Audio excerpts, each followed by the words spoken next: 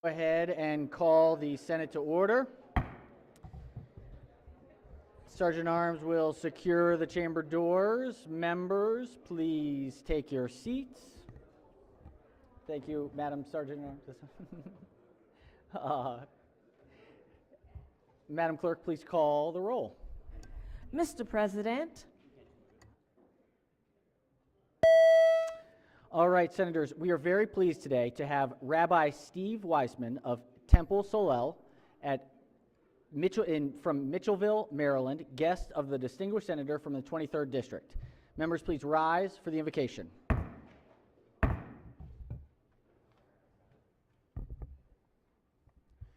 Let us pray. Creator God, sustainer of life, source of the blessings in our lives, we call upon you by many names for many reasons. Grateful for the invitation to open this session in prayer today, I ask you to look upon this body and the people of Maryland and bless us all. As this session of the Maryland State Senate prepares to take up its business today, as leaders and representatives, we ask you to make your presence felt with these men and women here, guiding their thoughts, their words, their actions, supporting them in both their doubts and their certainties, by giving them the wisdom and courage to question both their doubts and their certainties freely.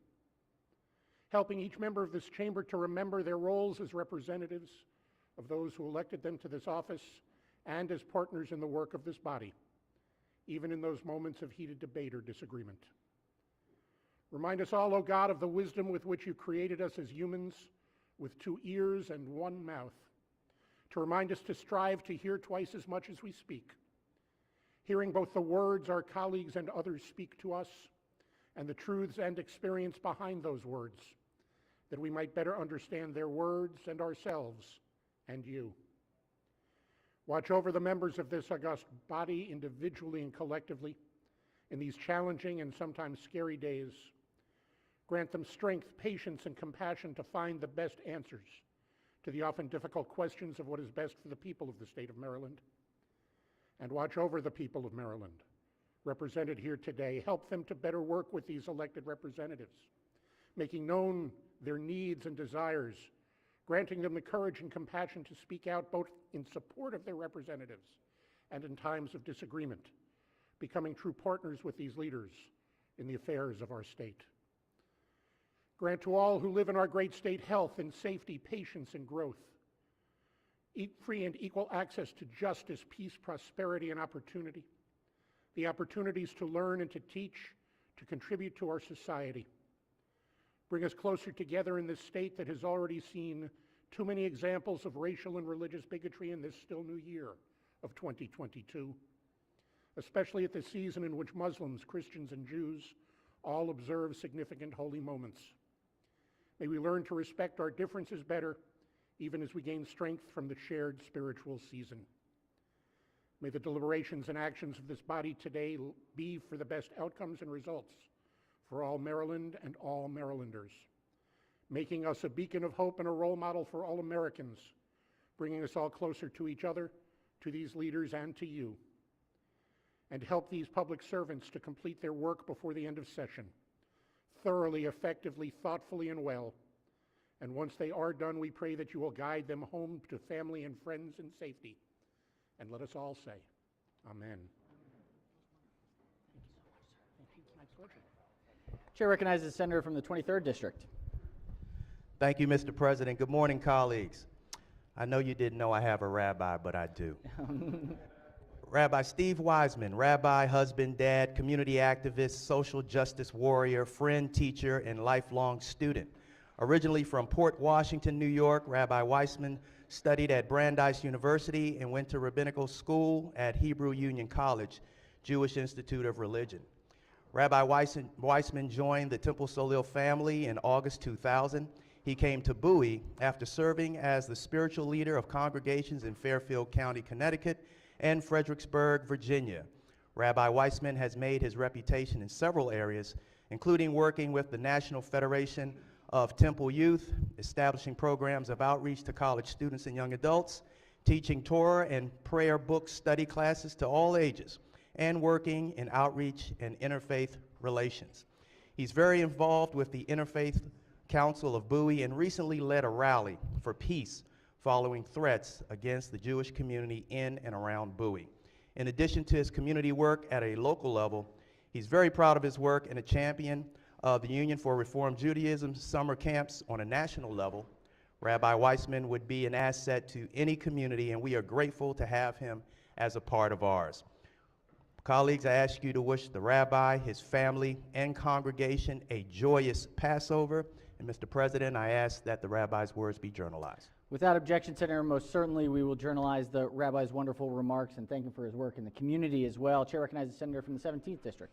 Thank you so much, Mr. President. In addition to all of the accolades and commitments that the good senator from District 23 mentioned, he has also even come down here to testify on a bill that was approved unanimously by this body a few weeks ago. And one of his congregants is my wonderful Chief of Staff, Abby Snyder, who's with us on the floor today. I met Abby in 2019. Her best friend is the rabbi's daughter, and I invited her to shadow me in 2020 and hired her kind of on the spot to join my legislative team and then moved her up this year, and she's doing fantastic work for the residents of Gaithersburg and Rockville. Please help me appreciate Abby. Well, welcome to Abby, and thank you to the rabbi as well. All right, has everyone recorded their presence, Senator from College Park? All right.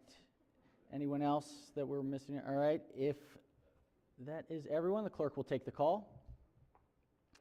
With 44 members in the chamber and a quorum being present, the Senate of Maryland is now in session. Senators, I am so pleased today to have guests in the gallery above you, the participants and leaders of the Youth Resiliency Institute, led by Navasha Dea, and then my very close and amazing friend, Kin Brown Lane. These are young folks in the Cherry Hill neighborhood in the 46th District. The Youth Resiliency Institute has been doing just truly remarkable things over the last few years, runs the Cherry Hill Arts Festival that has really brought culture and arts to throughout the city of Baltimore, but there's a culminating with a summer festival every year, which is just such an incredible event on the waterfront. And just if we could please give them a very warm Senate welcome. I'm so honored they're here. All right, Senators, other introductions? Co-chair of the Protocol Committee. Thank you very much, Mr. President. Senators, this week is our last full week of pages. So we have a list of pages who are with us virtually, and then we have 5 additional pages who are back with us for a second visit. So first I would like to just welcome, but we're going to say welcome and we'll say goodbye to this group that I'm announcing first later on Friday. So from Prince George's County, District 24, the Academy of Health Sciences at Prince George's Community College, Oluwaseun, bear with me, Adelemio, I didn't get that right this week, and I apologize. Ademeloe is the proper last name, thank you. Alina Allure from Baltimore County, District 44B, Catonsville High School. Samuel Buckle, Kent County, District 36, Kent County High School. Yasmin Juar from Montgomery County, District 14, Paint Branch High School. Jupleen Kaur from Montgomery County, District 16, Richard Montgomery High School. Tyne Kidd from Charles County, District 28, Henry E. Lackey High School. Madison Knight from Worcester County, District 38A, Pocomoke High School. Sophia Monsalvo, Howard County, District 13, Atholton High School. Natalie Ojiba from Frederick County, District 4, Oakdale High School. Isra Kadri, Montgomery County, District 15, Thomas Spring Wooten High School. Inial Rajura from Harford County, District 35B, Aberdeen High School. David Rui de Castilla from Anne Arundel County, District 30B, Annapolis High School. Robert Sewell from Sewell, I believe it is, Calvert County, District 27C, Calvert County High School. Please excuse my pronunciation, students. I seem to get all the hard ones in this one, but we welcome you. We appreciate you being with us, and we hope you have an exciting week. So let's give a round of applause and welcome to Welcome this to group. our virtual pages who are watching us from afar. And then do we want to reintroduce our... And I'm going to introduce the pages on the floor. Senator, Thank may you very proceed. much. This list may be a little bit better. I'm not sure about that. So pages, when I say your name, okay, you're up, and just wave, and let's see what I can do here. Nikita Balajapali from Montgomery County, District 15, Clarksburg High School, over here on my right. And Rayhan Chowdhury from Prince George's County, District 23A, Eleanor Roosevelt High School to my left.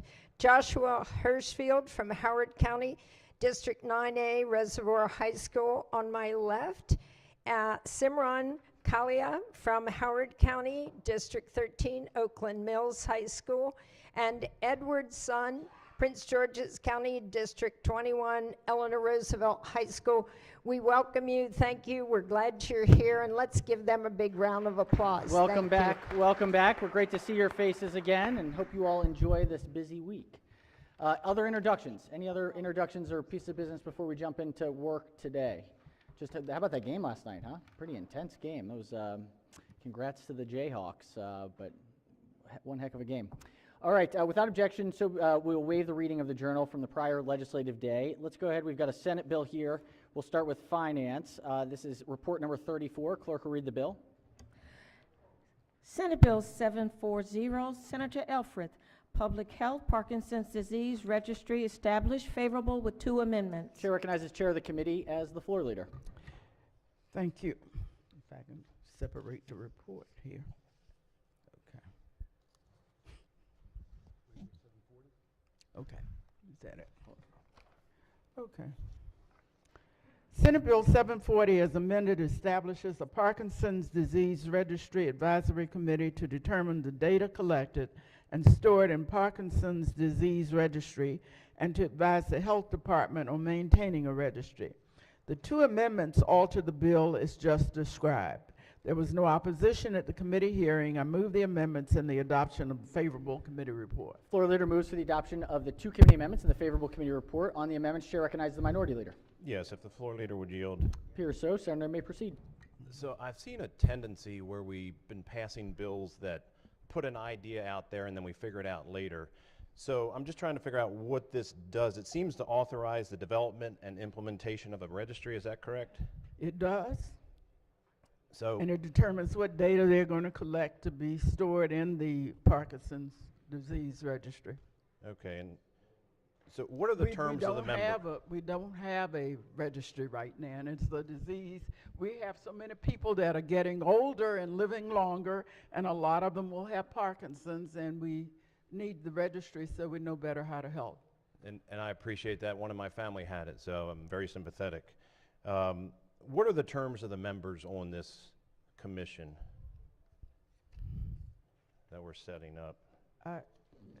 When you say the terms, you're talking about how long somebody would serve on a commission? Right. I don't think that's what it has done at this point, is to determine terms of, in a specific categories of people. It's really authorizing the development of the registry. It's a registry. Okay, but they're establishing a commission, so we're not sure their terms, but how often will they meet to discuss this? All of that isn't in the bill. I mean, we got to create the registry and the commission first. Okay, actually, I think it is in the bill, and it says they'll determine that later, all these things. That's right, that's what it is. So, what is the commission's charge? I mean, we're creating this commission in I guess it's in the Department of Health? Yes. What is, typically when you create a commission, you say, here's their charge, they're going to do this, this, and this.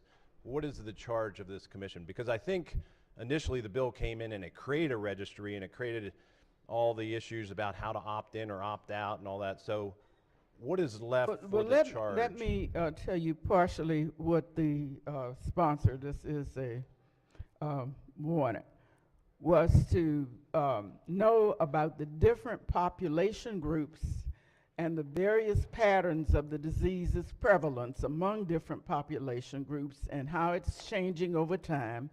And with Maryland having a large and diverse population of people, it says, with Parkinson's, it is an ideal candidate for joining the collective of states establishing Parkinson's disease registries in an effort to provide valuable information about this disease. So they must be interested in trying to see what the demographic subsets are that tend to have a reasonable prevalence of the disease, so that maybe we can follow people, Right. the health Okay, anytime, infrastructure can be used to maybe intervene earlier and so on. right. But anytime I hear registry, I'm a little leery of government having a registry. And I know the bill came in, I believe, and said you had to opt out. So it was by default, you were going to be registered with the state and have your information. What is the current status with the opt-in, opt-out? Or will the commission determine that at a later date? Will be determined. Okay. And then do we know what data they're going to collect and if they're going to share that with anybody? Given that until you pass this good bill, so we have the registry, nobody has met to begin to do the initial work, to set up the workload schedule and so on. I think it would be better if you like the idea that it makes sense, considering people are living longer, and we don't even know enough about the disease to know how the disease manifests itself across different subpopulations, to let them get started and let the health department sort it out. Maybe in a couple of years would be a good time to really have them give you a briefing. Thank you. And just on the bill, Mr. President. Senator may proceed. And I support this goal 100%. As I said, I've had family members in my own deal with Parkinson's. There's other diseases as well that are very disabling. The concern I have with this is, instead of making policy decisions in this body, we seem to be saying, let's just put a general idea out there and we'll figure it out later. And there are a lot of important decisions that need to be made, and I don't think we should be relegating them to others as far as the privacy of this information. Should it be opt-in? Should it be opt-out? Who are you going to share this information with? And it basically says that they're going to help develop, implement, and maintain a registry, and we leave it so vague. I think that's our job as a legislature, not just say we're going to create this registry, gut the bill of all the details, and let them figure it out. So while I support the goal, I just don't think this is the right approach on this bill and other bills that we've seen in this session. I think we should be careful. All right, thank you, Senator. Chair recognizes the sponsor of the bill. Thank you, Mr. President. Just on the bill, if I could speak to the bill. And the amendments. And the amendments on the bill, yes, please. Senator may proceed. Thank you, Mr. President. This is this type of registry, and I know the word registry can sometimes sound scary, but I think what's more scary, what's more dangerous is the fact that we have a completely debilitating disease that we've spent decades trying to study and have not made much progress. And part of the progress to finding a cure is going to be collecting data on situations in which people find themselves with this disease. What are the community impacts or possible family history impacts of what led them to contract this disease? And so that's certainly the heart of this bill. I also struggle with the word registry as well, but I want to make clear that it is a voluntary registry.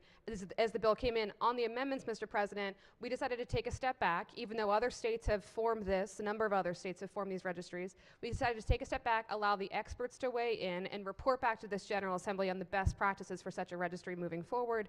And Senator, to answer your other question, with whom would this information be shared? The CDC, so that we would have a national look at the registries across the states to make sure that we can see these trends in community impacts, if there are trends, and try to get to the heart of curing what is now an incurable and very debilitating disease that my family shares as well.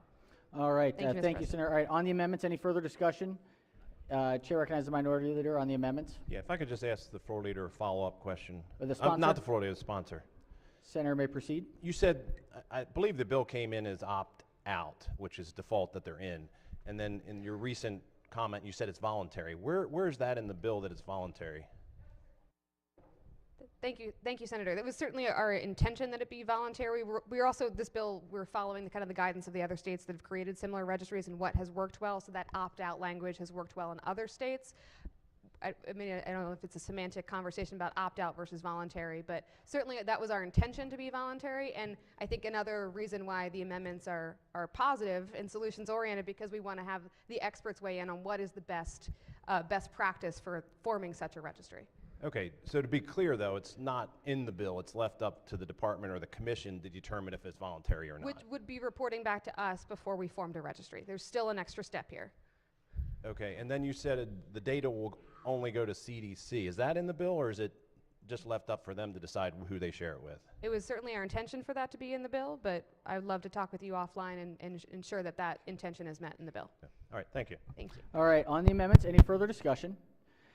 If not, all in favor of the amendment say aye. Opposed, nay. The ayes have it. The two committee amendments are adopted. Question now is on the favorable report as amended. Any discussion? If not, all in favor of the report say aye. Opposed, nay. The ayes have it. The favorable committee report as amended is adopted. Are there any further amendments to the bill or its title? Seeing none, Senate Bill 740 is hereby ordered printed for third reading. We'll stick with finance. This is report number 35. Clerk will read the first bill. House Bill 4, Delegate Watson, unemployment insurance, recovery of benefits, refund of payments, favorable. Chair recognizes the senator from Baltimore County as the floor leader.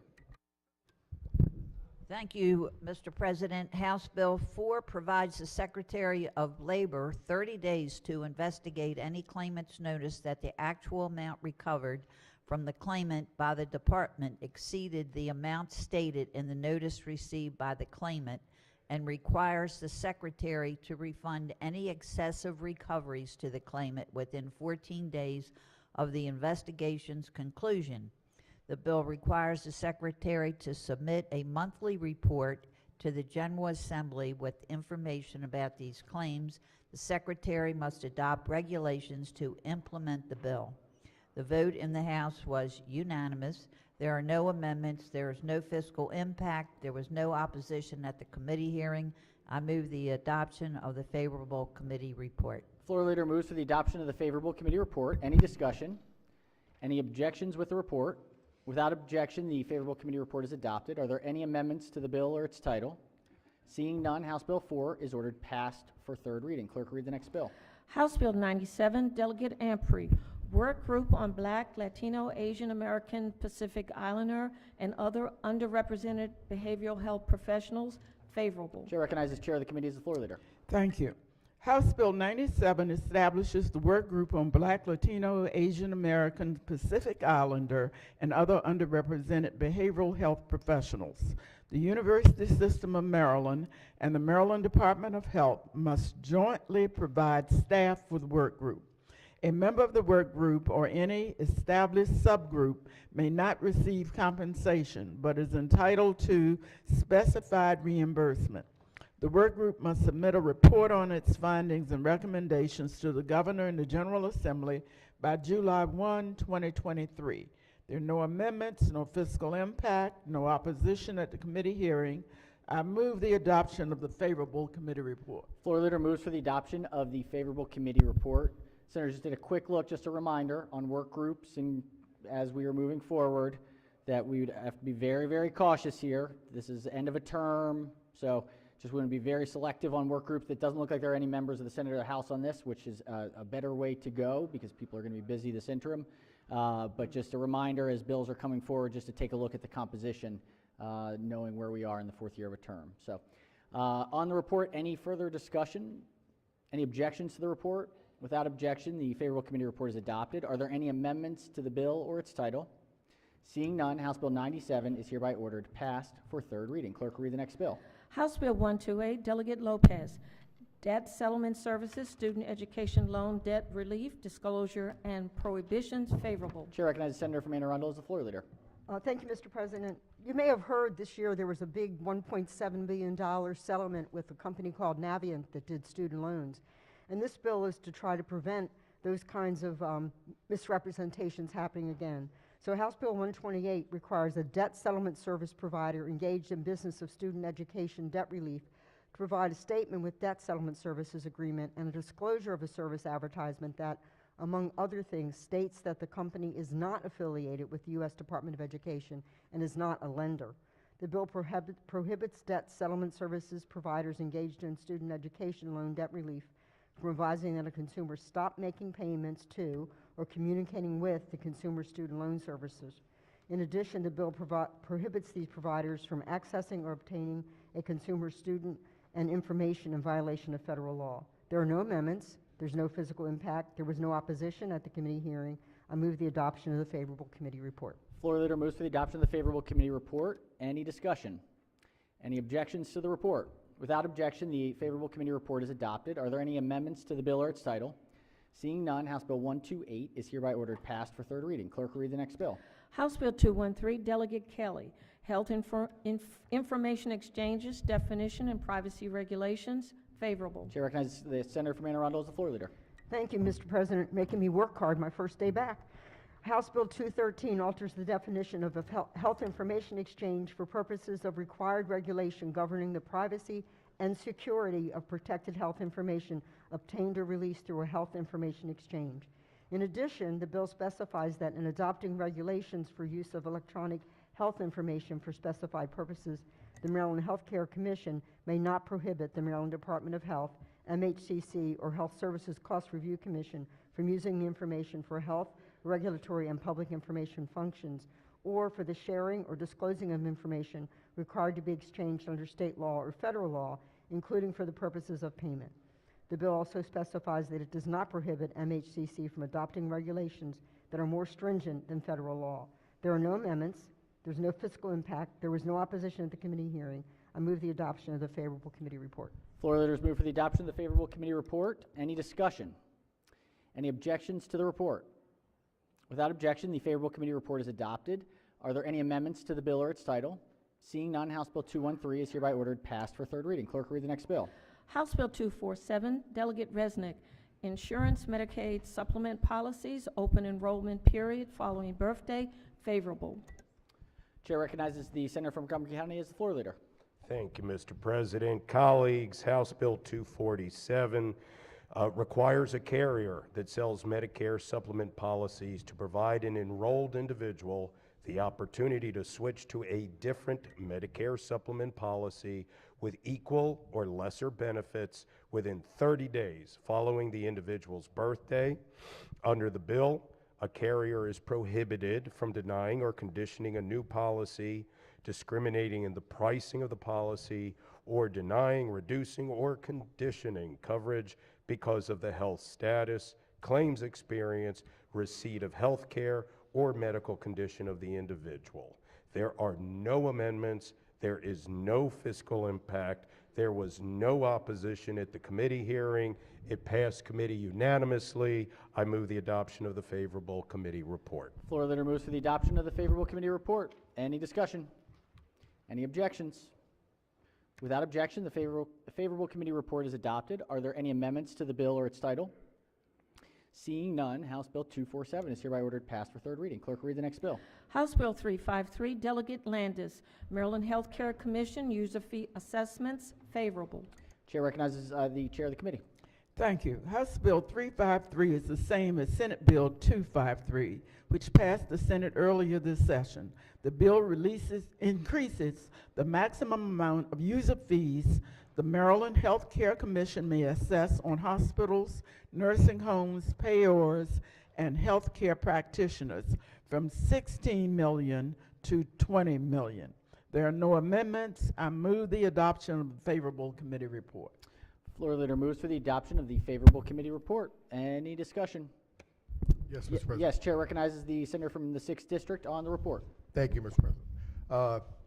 Good morning, Hi. Madam Chair. Senator has a question for the floor leader. Yes, I do. Senator may proceed.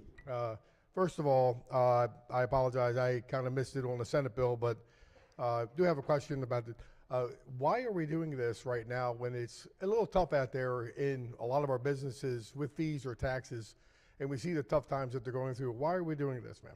This isn't dealing with regular rank and file businesses. It's dealing with healthcare entities that are regulated by the department.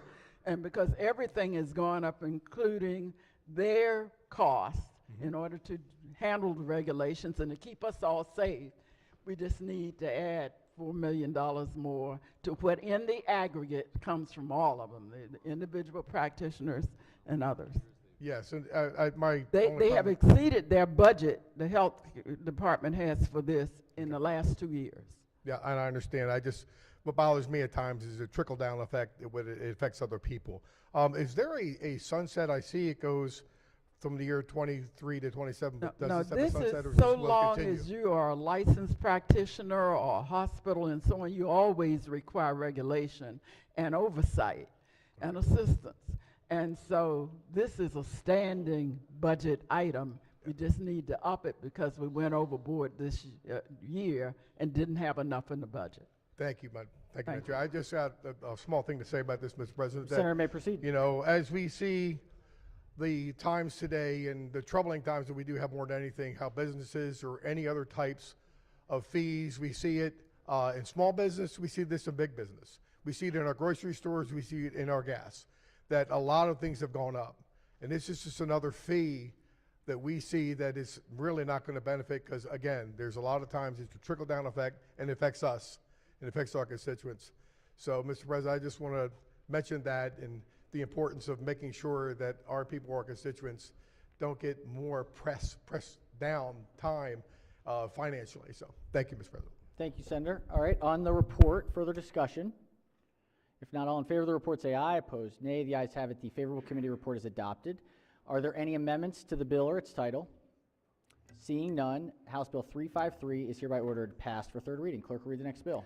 House Bill 374, Delegate Krim, Maryland School for the Deaf, Professional Personnel and Staff, Service Designation, Assignment, and Placement in a Collective Bargaining Unit, favorable. Chair recognizes the senator from Prince George's as the floor leader. Thank you, Mr. President. House Bill 374 is identical to Senate Bill 955, which passed the Senate. The bill codifies the current circumstances of the targeted employees of the school. Professional personnel and staff of the Maryland School for the Deaf will be placed in the appropriate services in the state personnel management system. In addition, the Secretary of Budget and Management must assign all of the positions to bargaining units A, B, C, D, F, or H. There was no opposition at the committee hearing. I move the adoption of the favorable committee report. There also were no amendments. All right, floor leader moves for the adoption of the favorable committee report. On the report, any discussion? Any objections to the report? Without objection, the favorable committee report is adopted. Are there any amendments to the bill or its title? Seeing none, House Bill 374 is hereby ordered passed for third reader. Before the senator walks out, we have a concurrence. Okay, we'll do it slowly. We'll do it slowly while we have everybody here. Okay, we're good. If we could take up the concurrence, this is a message from the House number 12. Clerk will read the bill. Senate Bill 705, Senator Zucker, Education, Physical Restraint and Seclusion, Limitations, Reporting and Training, Education, Health and Environment. All right, Senate Bill 705. Question is whether to concur with the House amendments. Chair recognizes the chair of the committee on the House amendments. Thank you, Mr. President. In general, 705 prohibits public agencies, including public schools, from using seclusion and physical restraint of students. We've talked about this issue, and it's a strong concern of ours. The bill establishes certain reporting requirements on public agencies and non-public schools regarding the use of physical constraint. The House amendments conform the bill to HB 1255 as passed by the Senate, so we move to concur with the amendments. All right, the chair moves that the Senate concur with the House amendments. Any discussion on those amendments? If not, all in favor of the amendment say aye. Opposed, nay. The ayes have it. The motion passes. The House amendments are adopted. Senate Bill 705 is now before the Senate again on third reader for final passage. Any discussion? If not, the clerk will call the roll. Mr. President, Has everyone recorded their vote? Anyone wish to change their vote, explain their vote? If not, the clerk will take the call. With 46 votes in the affirmative, Senate Bill 705, having received a constitutional majority, is declared passed. All right, we've got a report out of Finance again. Let's go ahead. This is report number 36. Clerk will read the first bill. House Bill 378, Delegate Kerr, Maryland Health Care Commission, Palliative Care Services Work Group, favorable.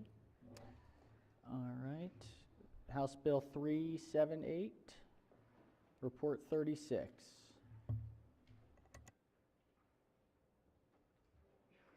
Chair recognizes the senator from Anne Arundel as the floor leader. Thank you, Mr. President. I think this was on my desk from Friday. My apologies. House Bill 378 requires the Maryland Health Care Commission to convene a work group to study and make recommendations to improve palliative care services in the state. Among other topics, the work group must examine the capacity of palliative care providers, geographic areas where significant gaps in palliative care service may exist, the feasibility of financial support for a longer-term expansion of palliative care services, including insurance coverage, and engagement strategies for educating individuals to make informed decisions about preferred care when faced with serious illnesses. There are no amendments. There was no opposition in the committee hearing, and I move the adoption of the favorable committee report. Floor leader moves for the adoption of the favorable committee report. Any discussion on the report? Any objections to the report? Without objection, the favorable committee report is adopted. Are there any amendments to the bill or its title? Seeing none, House Bill 378 is hereby ordered passed for third reading. Clerk, read the next bill. House Bill 400, Prince George's County and Montgomery County delegations, Washington Suburban Sanitary Commission, hiring and promotion preferences, veterans and their spouses, favorable. Chair recognizes the senator from Montgomery County as the floor leader. Thank you, Mr. President. Colleagues, House Bill 400 is a good local bill that authorizes the Washington Suburban Sanitary Commission to grant a hiring and promotion preference to an eligible veteran, the spouse of an eligible veteran who has a service-connected disability, or the surviving spouse of a deceased eligible veteran. The bill has the support of the Prince George's County and Montgomery County Senate delegations. There are no amendments. There was no opposition at the hearing. It passed committee unanimously. I move the adoption of the favorable committee report. Floor leader moves for the adoption of the favorable committee report. Any discussion? Any objections to the report? Without objection, the favorable committee report is adopted. Are there any amendments to the bill or its title? Seeing none, House Bill 400 is hereby ordered passed for third reading. Clerk will read the next bill. House Bill 536, Delegate Pendergrass, Maryland Insurance Commissioner Authority, Federal Health Emergency, favorable. This is an emergency bill. Chair recognizes the chair of the committee as the Thank floor you. leader. House Bill 536, an emergency bill, expands the circumstances when the Maryland Insurance Commissioner is authorized to activate the Commissioner's emergency powers. The circumstances are expanded to include situations where a national or public health emergency that affects the state is issued by the President of the United States or the U.S. Secretary of Health and Human Services under specified provisions of federal law, and the emergency is based on a serious threat to health resulting from the existence of a deadly agent. The bill also requires a carrier that issues Medicare supplement policies to offer a special enrollment period for certain individuals enrolled in Medicare Part B and Medicaid during the public health emergency. This allows these individuals to enroll in a Medicare supplemental policy without underwriting. It's only for during such an emergency. There are no amendments, no fiscal impact, no opposition. At the committee hearing, I move the adoption of the favorable committee report. Floor leader moves for the adoption of the favorable committee report. On the report, any discussion? Any objections to the report? Without objection, the favorable committee report is adopted. Are there any amendments to the bill or its title? Seeing none, House Bill 536 is hereby ordered passed for third reading. Clerk, read the next bill. House Bill 775, Delegate McIntosh, Maryland Pediatric Cancer Fund Establishment and Income Tax Checkoff, favorable with two amendments. Chair recognizes the Vice Chair of the committee. Thank you, Mr. President. As amended, House Bill 775 is identical to Senate Bill 51, which passed the Senate unanimously earlier this session. House Bill 775 establishes the Maryland Pediatric Cancer Fund to be administered by the Maryland Department of Health. Amendment number 1 is technical. Amendment number 2 strikes provisions establishing a specified advisory committee and further strikes provisions of the bill establishing the income tax checkoff, instead requiring an appropriation to the fund of at least $5 million in either fiscal year 2023 or 2024. There was no opposition at the committee hearing. I move the amendments, adoption, favorable committee report. Floor leader moves for the adoption of the 2 committee amendments and the favorable committee report. On the amendments, any discussion? Any objections to the committee amendments? Without objection, the 2 committee amendments are adopted. On the amended report, any discussion? Any objections to the amended report? Without objection, the favorable committee report as amended is adopted. Are there any further amendments to the bill or its title? Seeing none, House Bill 775 is hereby ordered passed for 3rd reading. Clerk, read the next bill. House Bill 820, Delegate Carr, Health Insurance, Pediatric, Autoimmune, Psychiatric Disorders, Modification of Coverage Requirements, favorable. Chair recognizes the senator from the 36th district as the floor leader. Thank you, Mr. President. House Bill 820 expands the treatment options for PANDAS and PANS, autoimmune diseases that affect children. Coverage of PANDAS and PANS treatment has been the subject of a number of bills that have been acted in recent years. This is a corrective bill that removes language that explicitly excludes one brand name medication, Rituxan, which has increasingly been demonstrated to be effective in the treatment of autoimmune conditions like PANDA and PANS. The language in this law restricts just one single medication, creating an arbitrary limitation in treatment. This corrective bill would give patients and practitioners access to the full toolbox of treatment for these conditions. There were no amendments. There was no opposition to committee hearing. I move the adoption of the favorable committee report. Floor leader moves for the adoption of the favorable committee report. I wonder how that got in there in the first place. It's interesting. All right. On the report, any discussion? Any objections? Without objection, the favorable committee report is adopted. Are there any amendments to the bill or its title? Seeing none, House Bill 820 is hereby ordered passed for 3rd reading. Clerk, read the next bill. House Bill 900, Delegate McKay, Death Certificates, Fees, First Responders Killed in the Line of Duty, favorable. Chair recognizes the senator from Baltimore and Hartford counties. Thank you, Mr. President. Colleagues, this bill is pretty much what it says in the title. Deals with our first responders, police, correctional officers, firefighters, EMTs. Unfortunately, when we lose them in the line of death, they, just like everybody else, their families have to go get death certificates and send to, insurance companies, mortgage companies, and various things. And this is just one little step we can do as a society and as a state to thank the families for the ultimate sacrifice of their loved one, that they don't have to pay that small fee as they have to get each of these certified death certificates. Bill passed unanimously in the House, passed our committee favorably. There's no amendments. I move favorable on the committee report. Floor leader moves for the adoption of the favorable committee report. On the report, any discussion? Any objections? Without objection, the favorable committee report is adopted. Are there any amendments to the bill or its title? Seeing none, House Bill 900 is hereby ordered passed for 3rd reading. We've got more out of finance. This is report number 37. Clerk will read the first bill. House Bill 178, Delegate Chang, Public Health, Cottage Food Businesses, Annual Revenues, favorable.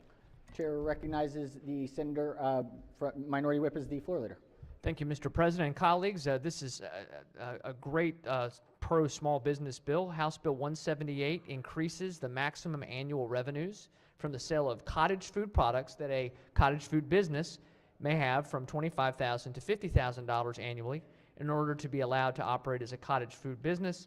Just for reference, a cottage food business is a business that produces or packages cottage food products in a residential kitchen in Maryland, sells those products, and as of right now can only have annual sales revenue of $25,000 or less. So this would increase it to $50,000.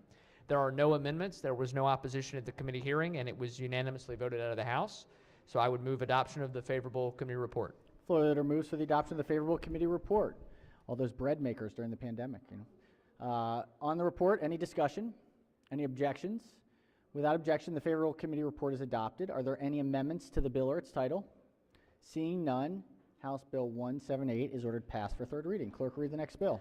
House Bill 926, Delegate Valderrama, Vehicle Laws, Mechanical Repair Contracts, Insurance Reserves, favorable with 2 amendments. Chair recognizes the senator from Anne Arundel as the floor leader. Thank you, Mr. President. House Bill 926 is similar to Senate Bill 697, which passed the Senate earlier this session. The bill clarifies statutory provisions regulating mechanical repair contracts and insurance reserve requirements relating to these contracts. The bill clarifies that the insurance requirement may be satisfied by a policy that pays all claims that the obligor has failed to pay in accordance with the contract, or a policy that pays all claims without a default by the obligor. The bill also allows a policy to be issued by a risk retention group properly registered by the Maryland Insurance Administration. Amendment 1 makes changes to the title of the bill. Amendment 2 makes a technical change that clarifies language in the bill. These amendments conform the House bill to the Senate bill. There is no physical impact. There was no opposition in the committee hearing. I move the amendments and the adoption of the favorable committee report. Floor leader moves for the adoption of the 2 committee amendments and the favorable committee report. On the amendments, any discussion? Any objection to the 2 committee amendments? Without objection, the 2 committee amendments are adopted. On the amended report, any discussion?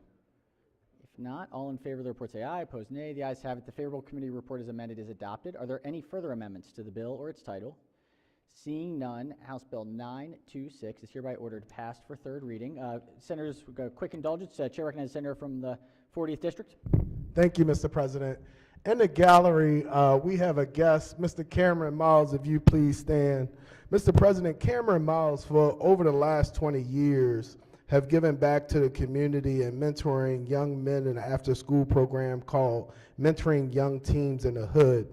For my colleagues that are also a part of the Kappa Alpha Psi caucus here in the state Senate,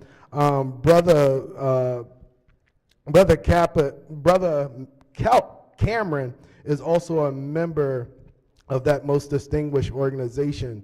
And one of the things that we learn in Kappa is that it's important to train for leadership. So today with Cameron Miles also in the gallery are young 5th graders from Matthew A. Henson Elementary School in the 40th District. I'll ask those young people to please stand, and colleagues, please join me in giving them a round of applause. Welcome. Welcome those young folks. Chair recognizes the senator from District 10. Mr. Miles was one of my former students at Coppin State, and he was a really good student. He was always taking charge, kind of telling the teacher what he thought the class needed to focus on next. So, welcome him. Done well, clearly. Had a good teacher, apparently, too. All right. Clerk will read the next bill. House Bill 962, Delegate Carey, Commercial Law, Maryland Personal Information Protection Act. Revisions favorable with 1 amendment. Chair recognizes the Vice Chair of the committee. Thank you, Mr. President. As amended, House Bill 962 is identical to Senate Bill 643, which passed the Senate earlier this session unanimously, 47-0. Bill expands the Maryland Personal Information Protection Act by broadening the personal information subject to its protections, shortening the time frames within which businesses must notify individuals of data breaches, and requiring businesses that have the necessary contact information to notify consumers about breaches directly instead of through substitute notice procedures. The bill also specifies information that a business must provide to the Office of the Attorney General when notifying the office of a data breach. The amendment makes a technical correction. There is no fiscal impact. Mr. President, I'd move the amendment and the adoption of favorable committee report. Excuse me. Floor leader moves for the adoption of the 1 committee amendment and the favorable committee report. On the amendment, any discussion? Any objections? Without objection, the 1 committee amendment is adopted. On the amended report, any discussion? Any objections? Without objection, the favorable committee report as amended is adopted. Are there any further amendments to the bill or its title? Seeing none, House Bill 962 is hereby ordered passed for 3rd reading. Clerk will read the next bill. House Bill 1043, Delegate Valentino Smith, Family Investment Program, Eligibility, Work Experience, Community Service and Reports, Alterations, favorable with 1 amendment. Chair recognizes the senator from Baltimore County as the floor leader.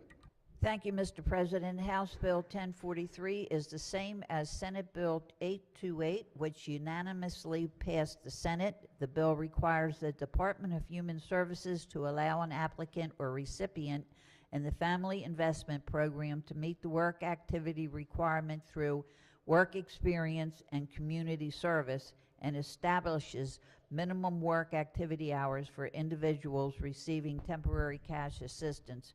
The amendment is technical and fixes the purpose paragraph. I move the amendment and the adoption of the favorable committee report. Floor Leader moves for the adoption of the one committee amendment and the favorable committee report. On the amendment, Chair recognizes the senator from the 23rd. This is on the amendment. On the amendment. Any discussion on the amendment? If not, all in favor of the amendment say aye. Opposed, nay. The ayes have it. The one committee amendment is adopted. Now on the amended report, Chair recognizes the senator from the 23rd. Yes, Mr. President, I'd like to special order this to the first calendar tomorrow. Senator wishes to special order. Any objections? Without objection, the bill will be special ordered to the appropriate time tomorrow. Clerk will read the next bill. House Bill 1340, Montgomery County Delegation, Montgomery County Economic Development Business Improvement Districts, favorable. Chair recognizes the senator from Montgomery County. Thank you, Mr. President. Colleagues, this is a local bill that puts some small tweaks into the business improvement districts, governing laws that we have in Montgomery County. Most importantly, it will provide for commercial tenants to now be able to participate in the governing business of the improvement districts. There are no amendments. There's no fiscal impact. I move the adoption of the favorable committee report. Floor Leader moves for the adoption of the favorable committee report. Any discussion? If not, all in favor of the report say aye. Opposed, nay. The ayes have it. The favorable committee report is adopted. Are there any amendments to the bill or its title? Seeing none, House Bill 1340 is ordered passed for third reading. Clerk, read the next bill. House Bill 1397, Delegate Pena-Melnick, Health Insurance, Prescription Insulin Drugs, Limits on Co-Payment and Co-Insurance, Insulin Cost Reduction Act, favorable. Chair recognizes the Vice Chair of the Committee. Thank you, Mr. President. House Bill 1397 is identical to Senate Bill 353, which passed the Senate this session unanimously. The bill requires an insurer, nonprofit health service planner, health maintenance organization that provides coverage for prescription drugs and devices to limit the amount of covered individuals required to pay in co-payments or co-insurance for a covered prescription insulin drug to no more than $30 for a 30-day supply, regardless of the amount or type of insulin needed to fill the covered individual's prescription. There were no amendments, Mr. President. I'd move the adoption of the favorable committee report. Floor Leader moves for the adoption of the favorable committee report. Any discussion? Any objections to the report? Without objection, the favorable committee report is adopted. Are there any amendments to the bill or its title? Seeing none, House Bill 1397 is ordered passed for third reading. All right, we've got a consent calendar out of finance. This is report number 38. Clerk will read the report. Report of the Committee on Finance, report number 38, consent calendar 11. Chair recognizes Chair of the Committee. The House bills on this report have no amendments and are the same as the cross-file Senate bills that unanimously passed the Senate. I move the bills on this report. All right, the floor leader moves for the adoption of the favorable committee report on this consent calendar. Senators, take a look. It looks like we may have one separation. Chair recognizes the senator from Montgomery County. Yes, thank you, Mr. President. I would ask that we separate out House Bill 1073. 1073. All right, we will separate out by request. Chair recognizes the senator from the 23rd. Thank you, Mr. President. I'd like us to separate out House Bill 1041. 1041 will be separated out. All right. Any other requests for separation? If not, let's take up the bills other than 1041 and 1073. On those bills, on the favorable report, is there any discussion? Any objections to the adoption of the favorable report? Without objection, the favorable committee report is adopted, and those bills will be ordered passed for third reading. Clerk will read the next bill. House Bill 1041, Delegate Valentino Smith, Department of Human Services, Family Investment Program, Contract and Program Review, favorable. All right. Chair recognizes the chair of the committee on the report. Before we do that, why don't we recognize the senator from the 23rd? Thank you, Mr. President. Again, I'd like to special order this bill first calendar to tomorrow. All right. So questions on the favorable report. Senator wishes to special order. Any objections? Without objection, the bill will be special ordered to the appropriate time tomorrow. Clerk will read the next bill. House Bill 1073, Delegate Cullison, Health Accessibility of Electronic Advanced Care Planning Documents, favorable. All right. The chair has moved for the adoption of the favorable committee report. Chair recognizes the senator from Montgomery County. Yes, thank you, Mr. President. I have an amendment. All right. Let's do the report first, but why don't we collect it while we're doing the report? So On the report, any discussion of the report? If not, we didn't really have a summary of it, did we? All right. All right, on the report, all in favor of the report say aye, opposed nay. The ayes have it. The favorable committee report is adopted. Senator has an amendment, which pages are distributing. Senator may explain the amendment. Yes, thank you, Mr. President. Colleagues, this is a technical and corrective amendment to put this bill in the same posture as the Senate bill that is now in the House. Thank you. All right.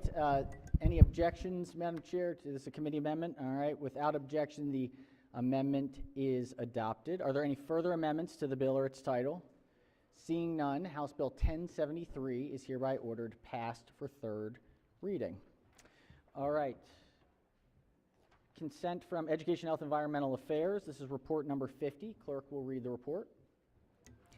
Report of the Committee on Education, Health, and Environmental Affairs, report number 50, consent calendar 14. Chair recognizes Chair of the Committee on the calendar. Thank you, Mr. President. These bills on this calendar are all identical cross files to Senate bills that passed the Senate unanimously some weeks ago. There are no amendments. Move adoption of the consent calendar. All right, the floor leader moves for the adoption of the favorable report for bills on consent calendar 14. Senators, take a look. We've got 6 bills. Any bills senators wish to separate? If not, on the favorable report for the calendar, all in favor say aye, opposed nay. The ayes have it. The favorable committee report for all bills on the calendar is adopted, and the bills are ordered passed for third reading. Next, we have calendar, still Education, Health, Environmental Affairs. Report number 51. Clerk will read the calendar. Report of the Committee on Education, Health, and Environmental Affairs, report number 51, consent calendar 15. Chair recognizes Chair of the Committee. Thank you, Mr. President. This calendar, too, is made up of identical cross files that all passed the Senate unanimously. There are no amendments. Move adoption of the consent calendar. Senators move for the adoption of the favorable report. Any for all bills? Any desires to separate out any of the bills? If not, on the favorable report, are there any objections to its adoption? Without objection, the favorable committee report is adopted, and all bills on consent calendar 15 are ordered passed for third reading. We will go to budget and tax. This is calendar number 47. Clerk will read the first bill.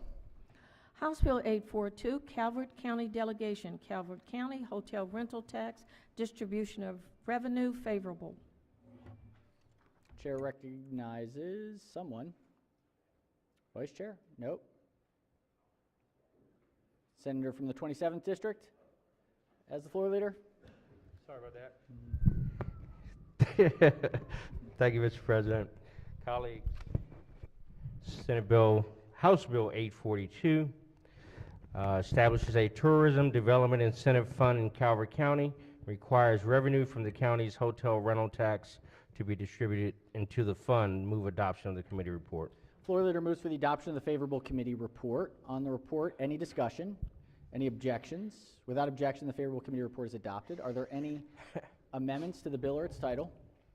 Seeing none, House Bill 842 is hereby ordered passed for third reading. Clerk, read the next bill. House Bill 914, Calvert County Delegation, Calvert County Procurement, Award of Multi-Year Contracts, favorable. Chair recognizes Senator from the 27th as the floor leader.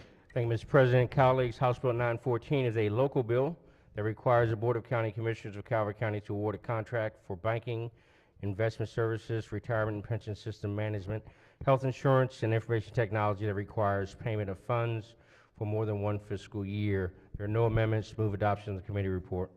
He only did one-year contracts. That's kind of crazy. Floor leader moves for the adoption of the favorable committee report. Any discussion? Without any objections? Without objection, the favorable committee report is adopted. Are there any amendments to the bill or its title? Seeing none, House Bill 914 is hereby ordered passed for third reading. Clerk will read the next bill. House Bill 930, Delegate Stein, Senator William H. Amos, Fire Rescue and Ambulance Funds, Property Acquisition and Construction of Facilities, favorable. Chair recognizes Senator from District 1 as the floor leader. Thank you, Mr. President. House Bill 930 authorizes that state money provided to the Amos Fund may be used to acquire land for the purpose of rehabilitation or construction of a fire, a rescue, or an ambulance facility. Move adoption of the committee report. Floor leader moves for the adoption of the favorable committee report. On the report, any discussion? Any objections? Without objection, the favorable committee report is adopted. Are there any amendments to the bill or its title? Seeing none, House Bill 930 is hereby ordered passed for third reading. Clerk, read the next bill. House Bill 1249, Delegate Beitzel, Libraries, Capital Projects, State Share Adjustments, favorable. Chair recognizes the senator from District 1 as the floor leader. Thank you, Mr. President. Ladies and gentlemen, the Senate House Bill 1249 is cross-filed to Senate Bill 847 that increases the state share for a county library capital project under certain circumstances. However, the House bill sunsets after 3 years. There are no amendments. Move adoption of the favorable committee report. Floor leader moves for the adoption of the favorable committee report. Any discussion? Any objections? Without objection, the favorable committee report is adopted. Are there any amendments to the bill or its title? Seeing none, House Bill 1249 is hereby ordered passed for third reading. Clerk, read the next bill. House Bill 1444, Delegate Wilkins, Income Tax Credit, Endowments of Maryland Historically Black Colleges, Extension, favorable. Chair recognizes the senator from District 2 as the floor leader. Thank you, Mr. President. House Bill 1444 extends the termination date for the endowments of Maryland Historically Black Colleges income tax credit to December 31st, 2028. There are no additional amendments. Move adoption of the committee report. Floor leader moves for the adoption of the favorable committee report. Any discussion? Any objections? Without objection, the favorable committee report is adopted. Are there any amendments to the bill or its title? Seeing none, House Bill 1444 is hereby ordered passed for third reading. Oh, fun. We've got a report of the Committee on Judicial Proceedings. Clerk will read the first bill. House Bill 16, Delegate Lehman, Crimes, Unattended Dogs, Extreme Weather Conditions and Heat, favorable with one amendment. Chair recognizes the senator from the 42nd District as the floor leader. Thank you, Mr. President. As amended, House Bill 16 is identical to Senate Bill 44, which passed the Senate 46 to nothing. The amended bill prohibits a person from leaving a dog outside and unattended for longer than 30 minutes without access to specified shade during summer or shelter during the winter. There's one committee amendment which conforms the bill to Senate Bill 44 as passed by the Senate. The vote of the committee was unanimous. I move the adoption of the amendment and the favorable committee report. Floor leader moves for the adoption of the one committee amendment and the favorable committee report. On the amendment, any discussion? Any objections? Without objection, the one committee amendment is adopted. Are there any amendments to the further amendments to the bill or its title? Seeing none, House Bill 1616 is ordered passed for third reading. Clerk, read the next bill. House Bill 83, Delegate Atterbury, Family Law, Authorization for a Minor to Marry, favorable with two amendments. Chair recognizes the chair of the committee as the floor leader. Thank you, Mr. President. As amended, an individual who is 17 years old may not marry unless the individual has the consent of a parent or a guardian or the woman to be married is pregnant. Also, a minor who is married may file an action for divorce as is deemed emancipated for the limited purpose of obtaining that divorce. As amended, this bill is identical to its cross-file, which passed the Senate unanimously. I'd move for the adoption of the favorable committee report and the two amendments. Floor leader moves for the adoption of the two committee amendments and the favorable committee report. On the amendments, any discussion? All in favor of the amendment say aye. Opposed, nay. The ayes have it. The two committee amendments are adopted. Question now is on the amended report. Any discussion? If not, all in favor of the report say aye. Opposed, nay. The ayes have it. The favorable committee report as amended is adopted. Are there any further amendments to the bill or its title? Seeing none, House Bill 83 is ordered passed for third reading. Clerk will read the next bill. House Bill 148, Delegate Bartlett, Criminal Law, Stalking Definition, favorable with one amendment. Chair recognizes the Vice Chair of the committee as the floor leader. Thank you, Mr. President. As amended, this bill is identical to SB 328, which passed the Senate unanimously. The amended bill alters the definition of stalking to include conduct that occurs in person, by electronic communication, or through the use of a device that can pinpoint or track the location of another without the person's knowledge or consent. There is one committee amendment. The amendment conforms the bill to the Senate bill. Mr. President, I move the adoption of the favorable committee report and the one amendment. Floor leader moves for the adoption of the one committee amendment and the favorable committee report. On the amendment, any discussion? Any objections? Without objection, the one committee amendment is adopted. On the amended report, any discussion? Any objections? Without objection, the amended report is adopted. Are there any further amendments to the bill or its title?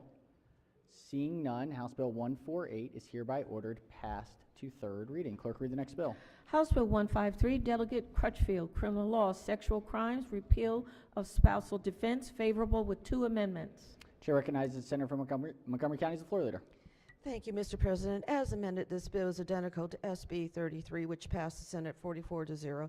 The amended bill repeals an exemption from prosecution for specified sexual crimes if the alleged rape or sexual offense to person was the victim's legal spouse. The amended bill also establishes, for purposes of Section 3-308B1 of the criminal law article, sexual offense in the fourth degree, in the case of two individuals engaged in an ongoing consensual sexual relationship, sexual contact does not include physical contact commonly engaged by two individuals in sexual relationship unless one of the individuals has reasonably indicated to the other that further physical contact is unwanted.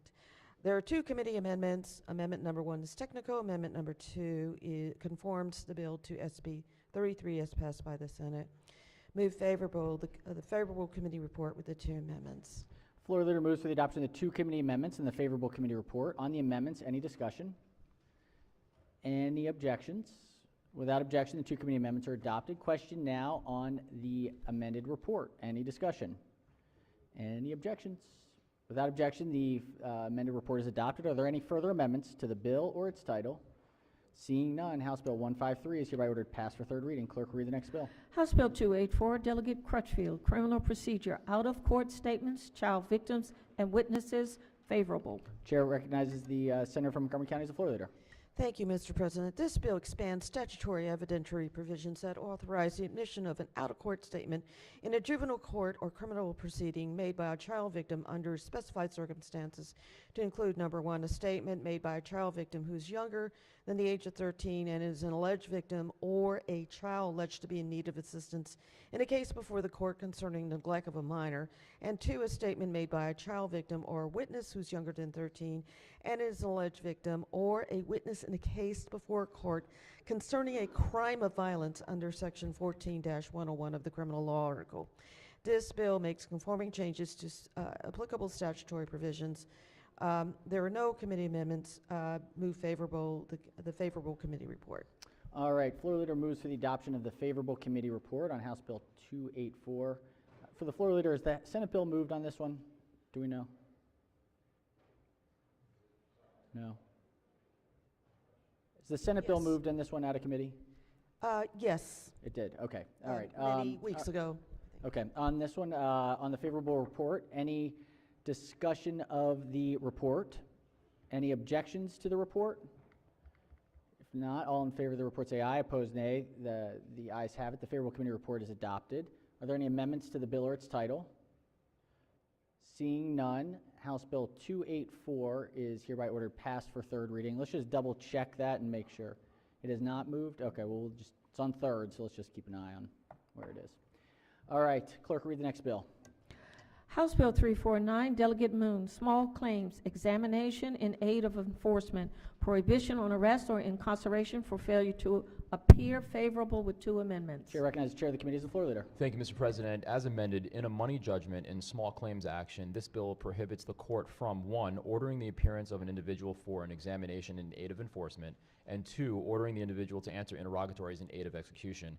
The bill is not identical to its crossfile, which passed the Senate floor 33-14. The bill adds the prohibition on ordering the individual to answer those interrogatories in aid of execution because if the judgment debtor fails to respond to the interrogatories in aid of enforcement of judgment, the debtor could be subject to a body attachment. There are two committee amendments, Mr. President. One is technical, and number 2 adds the prohibition in ordering the individual to answer the interrogatories in aid of execution. I'd move for the adoption of the favorable committee report and the two committee amendments. Floor leader moves for the adoption of the two committee amendments and the favorable committee report. On the amendments, any discussion? Any objections to the two amendments? Without objection, the two committee amendments are adopted. Question now on the amended report. Any discussion? Any objections? Without objection, the amended report is adopted. Are there any further amendments to the bill or its title?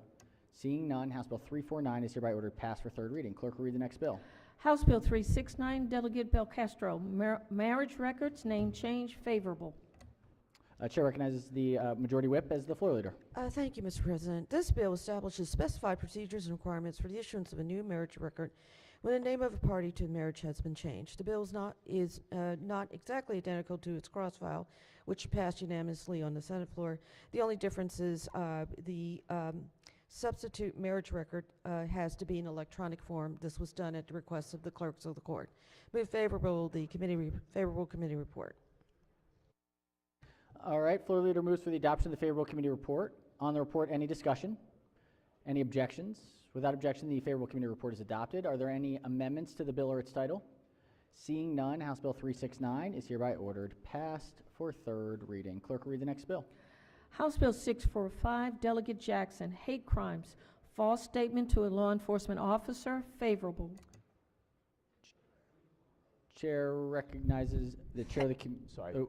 Sorry, Mr. President. There was some confusion on the committee report. I just want to special order this to the end of the next calendar so we can just get some clarification from council. All right, we will special order, assuming there are no objections, we'll special order to the end of the calendar. Let's call it 15 minutes. All right, 15 minutes. Any objections? If not, motion carries. The bill is special ordered for 15 minutes.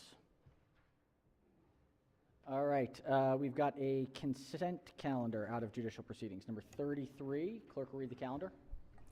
Report of the Committee on Judicial Proceedings, report number 33, consent calendar 13. Chair recognizes the chair of the committee on the calendar.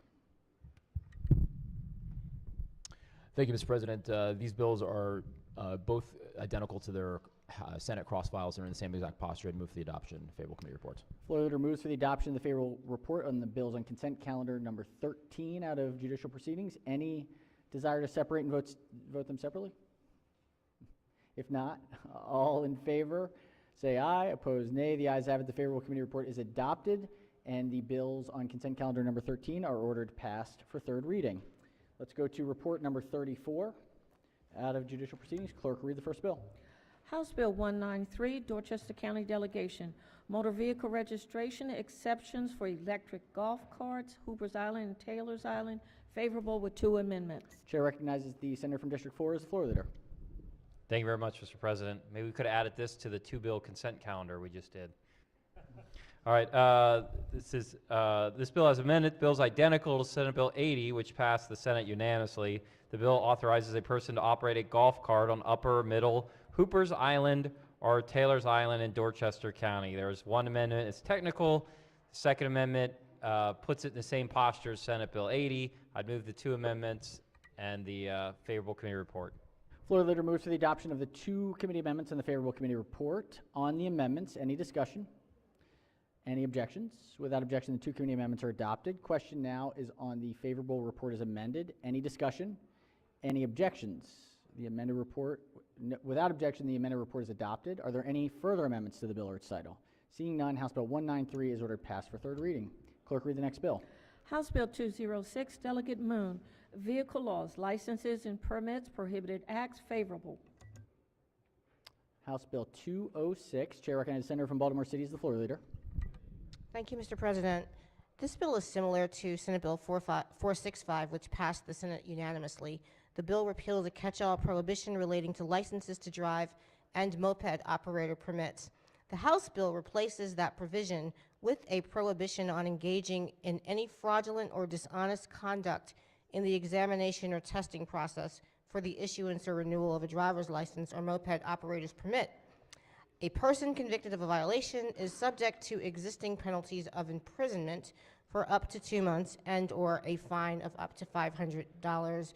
There are no committee amendments. I would move the adoption of the favorable committee report.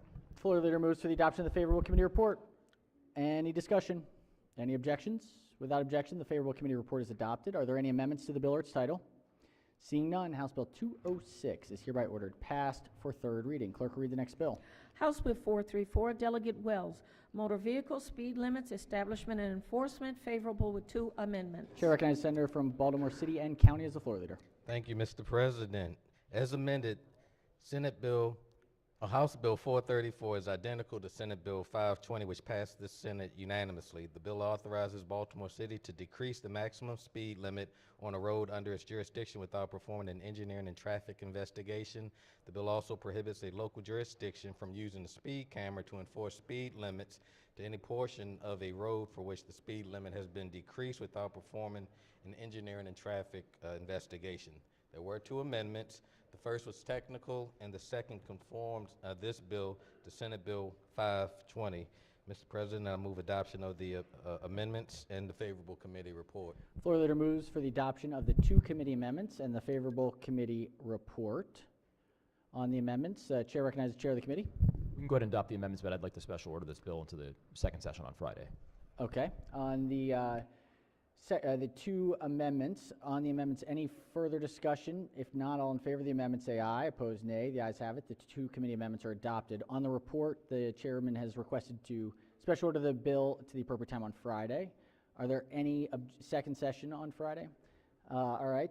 Are there any objections to the senator's motion? Without objection, the motion carries. The bill will be special ordered to the appropriate time on Friday. Clerk will read the next bill. House Bill 870, Delegate Foley, Vehicle Towing or Removal, Secured Parties, Electronic Notification, favorable. Chair recognizes the senator from the 23rd as the floor leader. Thank you, Mr. President. This bill is similar to Senate Bill 731, which passed the Senate unanimously. This bill authorizes a person who tows a vehicle from a parking lot to notify any secured party electronically if that form of notice is agreed to. The House amended House Bill 870 to clarify the language of the bill. No committee amendments, no fiscal note. I move favorable on House Bill 870. But what about lawnmowers? Are they included here? No. All right. All right. On the report, any discussion? If not, all in favor of the report say aye. Opposed, nay. The ayes have it. The favorable committee report is adopted. On the any amendments to the bill or its title? Seeing none on the secured parties, House Bill 870 is ordered passed for third reader. Clerk, read the next bill. House Bill 996, Delegate Brooks, Corporations and Associations, Ratification of Defective Corporate Acts, favorable. Chair recognizes Vice Chair of the committee as the floor leader. Thank you, Mr. President. This bill is similar to SB 879, which passed the Senate unanimously. The bill establishes a uniform process by which a corporation may ratify a certain corporate act. The House bill includes some clarifying language which was not in SB 879. Our committee supported the clarifying language. There are no committee amendments. Mr. President, I move the favorable committee report. Floor leader moves for the adoption of the favorable committee report. On the report, any discussion? Any objections? Without objection, the favorable committee report is adopted. Are there any amendments to the bill or its title? Seeing none, House Bill 996 is hereby ordered passed for third reading. Clerk, read the next bill. House Bill 1248, Delegate Valentino Smith, Child Abuse and Neglect, Investigations, Timeliness, favorable with 2 amendments. Chair recognizes the senator from Baltimore County as the floor leader. Thank you very much, Mr. President. This bill is amended, is identical to the Senate cross-file, which passed the Senate unanimously, Senate Bill 820. As amended, this bill requires DHS to implement policies to ensure that if a local Department of Social Services or law enforcement agency fails to see a child regarding suspected child abuse or neglect within a time frame required in statute, the reason for the delay is documented and a supervisor is notified. DHS is required to prepare a report identifying investigations or reports regarding suspected child abuse and neglect that are not completed within the time frames required in statute. Additionally, DHS is required to assess studies and methodologies related to analyzing workloads in child welfare systems, submit a report on best practices, and submit a report on the child welfare workload assessment developed by DHS. The bill sunsets in 5 years, except for the authorization for a licensed clinical professional counselor to complete a certain initial investigation of child abuse or neglect. The First Amendment is technical. Amendment number 2 authorizes a licensed clinical professional counselor to complete initial investigation of child abuse or neglect, and it alters the reports required under the bill and sunsets the reporting requirements under the bill in 5 years. Move for the favorable adoption of the amendments and a favorable adoption of the report. Floor leader moves for the adoption of the 2 committee amendments and the favorable committee report. On the amendments, any discussion? Any objections? Without objection, the 2 committee amendments are adopted. Question now is on the amended report. Any discussion? Any objections? Without objection, the favorable committee report as amended is adopted. Are there any further amendments to the bill or its title? Seeing none, House Bill 1248 is ordered passed for third reading. All right, let's, if we could do a quorum call before third reading calendar. Mr. President, has everyone recorded their presence? If so, the clerk will take the call. With 47 members in the chamber and a quorum being present, the Senate of Maryland remains in session. We've got some Senate bills. This is calendar 78. Clerk will read the first bill. Senate Bill 814, Senator Hester, Public Safety Resilient Maryland Revolving Loan Fund alterations. Senate Bill 814 is on third reader for final passage. Any discussion? If not, clerk will call the roll. Mr. President, Has everyone recorded their vote? Anyone wish to change their vote, explain their vote? If not, the clerk will take the call. With 47 votes in the affirmative, Senate Bill 814, having received a constitutional majority, is declared passed. Clerk will read the next bill. Senate Bill 896, Senator Smith, State Government Attorney General, Independent Investigations Division. Senate Bill 896 is on third reader for final passage. Any discussion?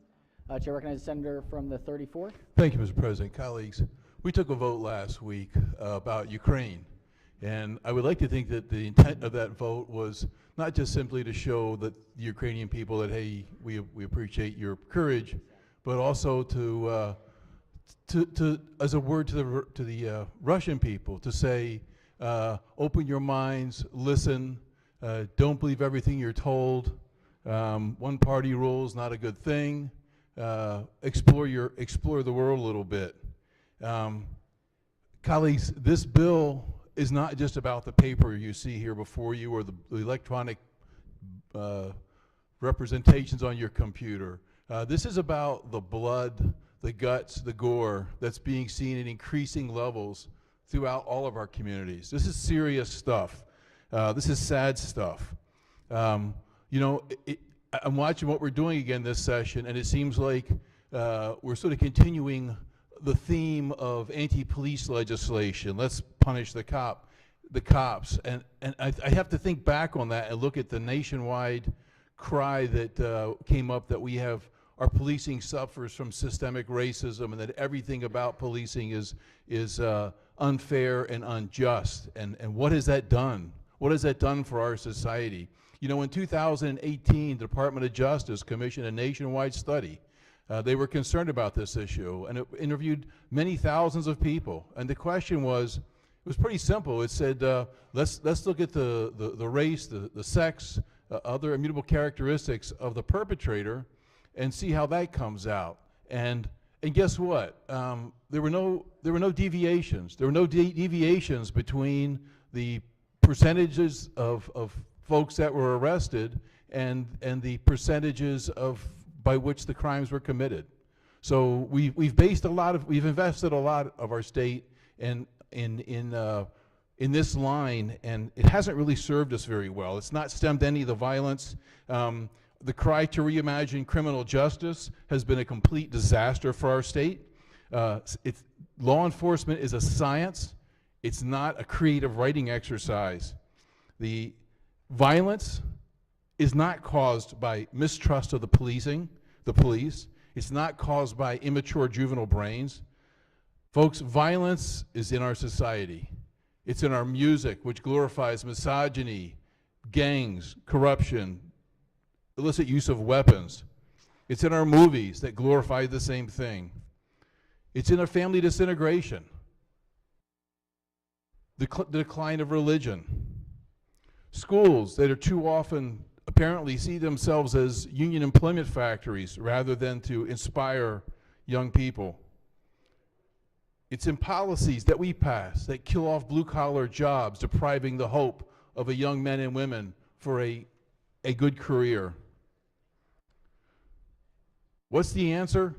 Well, the first thing we have to do is start recognizing the issues and quit shooting the messengers, the people who are on the front line to say, hey, it's failing and it's violent. We have to stop this because innocent people are being deprived of a decent quality of life. Old ladies can't go across town on the bus anymore. Kids can't be left to walk to school anymore. They can't go in the backyard to play. Random shootings, only they're not so random. Constant gunfire doesn't make it random. In the meantime, it's our obligation to remove from the streets the violent offenders, the people who are destroying our society. That's our goal. And the means we have before us is to support law enforcement, is to hold violent offenders responsible without excuses. This bill is another excuse.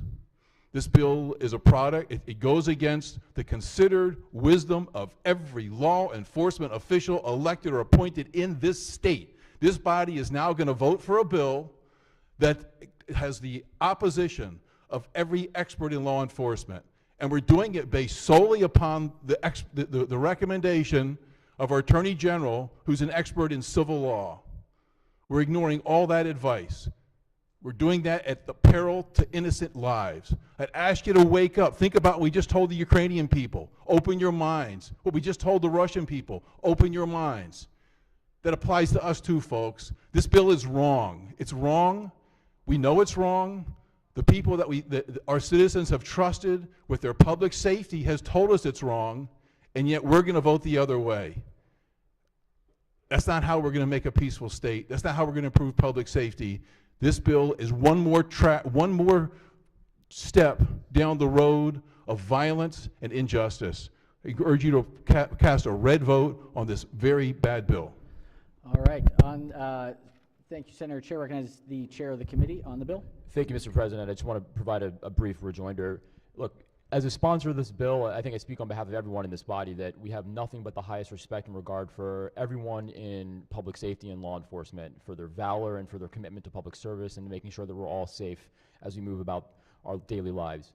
But just to bring this whole discussion back to the four corners of the bill, because it's a very narrow issue set. So, look, right now, the prosecutors and law enforcement officers, the police, oftentimes work together on issues, right? On prosecutions, on investigations, throughout the entirety of a criminal investigation. And what this bill does is just remove the specter of undue influence, right? It just says, look, you're going to have an independent voice and eye look at an officer involved, a death that occurs in our state. It just removes that element of perceived, real or not, undue influence and conflict. It's a best practice.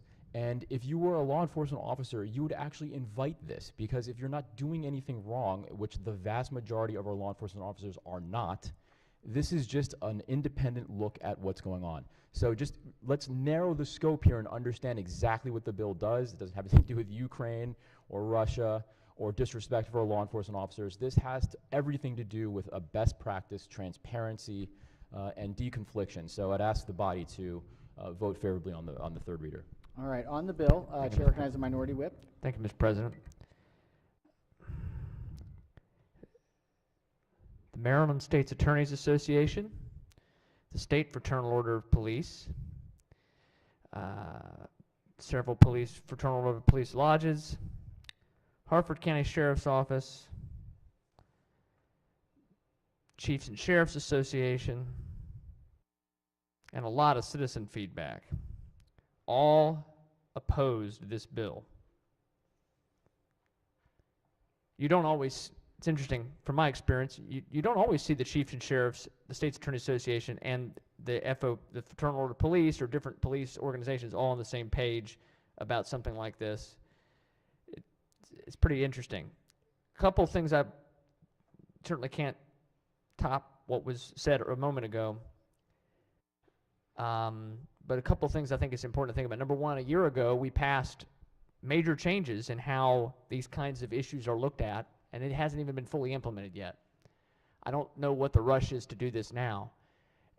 And let me just say, my friend who's the chair of the committee said, if you're a police officer doing nothing wrong, and I'm glad that he, said what I know he believes, and we believe that by and large our police officers do a fantastic job, and there's very little wrongdoing. Certainly there can be some. That you don't have anything to hide. That's interesting. You don't have anything to hide. You don't have anything to hide. Why should you mind more people coming in and looking at something that for years and years and years has been done one way without a whole lot of problems? What could possibly be wrong with having somebody else come in that might have different political motivations and not be accountable to the local people in that community? What could possibly go wrong? Well, gosh, I can think of a lot of good criminal justice things that could be done if we just said, hey, you know what, if you don't have anything to hide, then you shouldn't have a problem with this new invasive, intrusive law. This is not needed, and it sends the message, once again, our General Assembly, by passing this, if we pass this, sends the message that we don't trust law enforcement, and that all the kind of people that show up to a protest when there's an officer-involved shooting, but don't show up to protests when there's a massacre, are the kind of people that think this bill is a great idea and needed. It feeds into that idea that there's this systemic problem and that it's the main crisis in violent communities is policing. And it's wrong. It's not the right message we should send. This bill is unnecessary, and as I said, it's going to send the wrong message, and I would urge the body to reject the bill. All right, on the bill, Chair recognizes the senator from District 4. Yeah, I'll be brief. I think the bill, there's some problems with it in that if you look at the language of it, it says that, I mean, quite frankly, I don't know, it's probably silly is too light of a word to put it, but the bill says right now, the current laws, if it's a police officer and it involves a death, so a civilian who dies, changes it to likely involve death. Well, here's just a question. If we were that serious about it, why, if somebody's shot in the spinal cord and paralyzed for the rest of their life, do we not have an independent investigation, but it's an independent investigation for likely to cause death? What does that even mean? That's hard to figure out. Right now, basically, what's happening is if somebody's shot, the Attorney General doesn't come out, doesn't even get involved until the person's actually died. I mean, they literally are telling the police, unless they're died, don't call us. So this is going to be, I mean, just the language of this is not very good. I imagine the future General Assembly is going to be back trying to fix this, add on to it going forward. As my colleague from St. Mary's had pointed out in the committee, if we're also worried about the unfairness of the system or impartiality, why are we not worried about in cases where police officers are shot? Wouldn't then the state be biased in those cases too, and biased in the case of prosecution? That's not covered. The other problem with this is no matter what you do, the first people on the scene are always going to be your local police, your state's attorneys, all that, because they're going to be there right away. So that's not going to change as much as they want because they're the first responders. And the last thing is, what we came and heard in the committee constantly is how poorly this process is being carried out currently. And that I think, half dozen cases of police officer involved shootings that they are currently look at, it's been taking months and months to get through them. Now I know they say, oh, we're gonna get money, we're gonna deal with this, but it just shows that the Attorney General's office is not the right place for this. They don't deal with prosecution, and the way that it's been currently handled, which has been very poorly, it's better handled by our locals that deal with these prosecutions, deal with these things constantly. The Attorney General's place is not the appropriate place to be trying to deal with these street-level crimes like this. All right, on the bill, are there any senators who have not yet spoken who wish to speak? If not, Chair recognizes the senator from the 34th District. Thank you, Mr. President.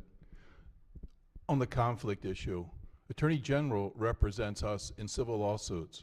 So now we have an Attorney General's office who's supposed to be both defending the state against lawsuits for police violence, and then they're also supposed to be the ones investigating criminal charges against the police, which will then, of course, bleed over into the civil side. So if there's a conflict here, we sure as don't avoid that by giving it to the Attorney General. Because if he's going to stick up, as our lawyer for the state, he sure ought not be encouraging big verdicts against us. So on the one hand, he's supposed to be investigating police inappropriate police shootings. On the other hand, he's defending the civil lawsuits against the people who were supposedly shot. So if they want a conflict, there's a conflict. There's a gross conflict. So we don't avoid anything there. But the other part of this is, which we discussed heavily, was, so now I've had a number of these. I've had 3 mass shootings in my own district. And in each case, you get some sort of police involvement, because if you shoot half a dozen people, at some point, the police are going to be there and they're going to shoot back. So now you have a police-involved shooting. So what happens here? So I have entire local law enforcement responds. They're the lead investigators, obviously, because they responded en masse with all of their people. And then in comes, at the end of that, and surely the focus ought to be on the fact that this guy just shot a bunch of people and then was shot by police. So who's going to be the lead investigator? It's not to go after, the lead investigator is not the one defending or going after the person who just cold-bloodedly shot 6 civilians. Would you think that would be the lead investigator? No, that's not the lead investigator. The lead investigator is the one who's supposedly going after the police who responded to the shooter and shot the shooter. That's the person who takes the lead in this investigation. That makes so much sense. And you would think the lead investigator would be someone who knows and has worked with the local law enforcement day in and day out, and knows the local law enforcement, who knows the local community, who knows the local police agencies. So now we have these big shootings with police involved. Who's going to be the lead investigator? Not the person who knows the local police, the local community, the local geography. No, it's going to be somebody who comes in from the state level, who was probably hired from someplace outside the state, who's going to now come in and run this investigation. Folks, if you want to catch bad guys, who cruelly, heartlessly shoot innocent people, this isn't your bill. This bill is about simply making one more public statement that, oh, we don't like the police. That's what this is about. We don't trust the police. We don't trust. Can we maybe just all say that a few times? We don't trust the police. That's all this bill says. That's the whole purpose here. It undermines criminal justice. It undermines the effective administration of criminal justice. It defies logic. As has been pointed out, it's inconsistent. But we're going to roll boldly forward, fearlessly forward, backing this nonsensical piece of legislation. Thank you. All right, on the bill, any further discussion? If not, the clerk will call the roll. Mr. President, Has everyone recorded their vote? Anyone wish to change their vote, explain their vote? If not, the clerk will take the call. With 25 votes in the affirmative, Senate Bill 896, having received a constitutional majority, is declared passed. All right, we've got a concurrent out of the, concurrence out of finance. This is calendar 13, message number 13. Clerk will read the first bill. Senate Bill 27, Senator Augustine, Alzheimer's Disease and Dementia Council and Coordination of Services, Dementia Services Act of 2022, Finance. Chair recognizes the chair of the committee. Thank you. Senate Bill 27 establishes a Director of Dementia Services Coordination position in the Health Department and specifies the duties of the Director. The bill also repeals the termination date of the Virginia I. Jones Alzheimer's Disease and Related Disorders Council. The House amendments are clarifying and add a series of modest mandated appropriations. We move to concur. All right, floor leader moves to concur with the House amendments. Any discussion on the House amendments? Without discussion, any objections? Excuse me, without objections, the House amendments are adopted. Senate Bill 27 is now again before the body on third reader for final passage. Any discussion? If not, the clerk will call the roll. Mr. President, Has everyone recorded their vote? Anyone wish to change their vote, explain their vote? If not, the clerk will take the call. With 46 votes in the affirmative, Senate Bill 27, having received a constitutional majority, is declared passed. Clerk will read the next bill. Senate Bill 600, Senator Kelly, Health Facilities, Residential Service Agencies, Reporting Requirement, Finance. Chair recognizes the chair of the Committee on the House Amendments. Thank you. Senate Bill 600 requires each residential service agency receiving Medicaid reimbursement for the provision of home care or similar services by a personal care aide to report the number of personal care aides the organization has classified as an employee and the number they have classified as independent contractors. The House amendments strike language regarding the reporting of personal care aides' pay rates and require reports to be submitted to the Senate and HGO committees. We move to concur. All right, the chair moves to concur with the House amendments. Any discussion? Any objection to the House amendments? Without objection, the House amendments are adopted. Senate Bill 600 is now again before the Senate on third reader for final passage. Any discussion? If not, clerk will call the roll. Mr. President, Has everyone recorded their vote? Anyone wish to change their vote, explain their vote?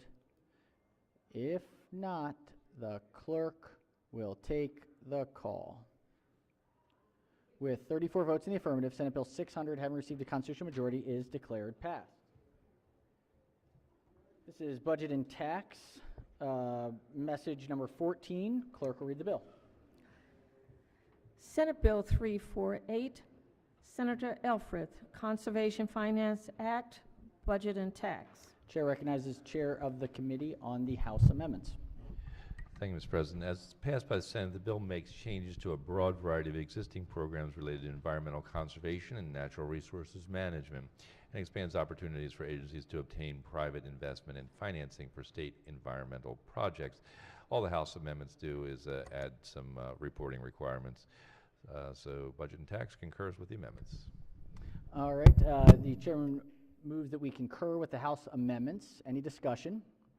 Any objections to the amendments? Without objection, the House amendments are adopted.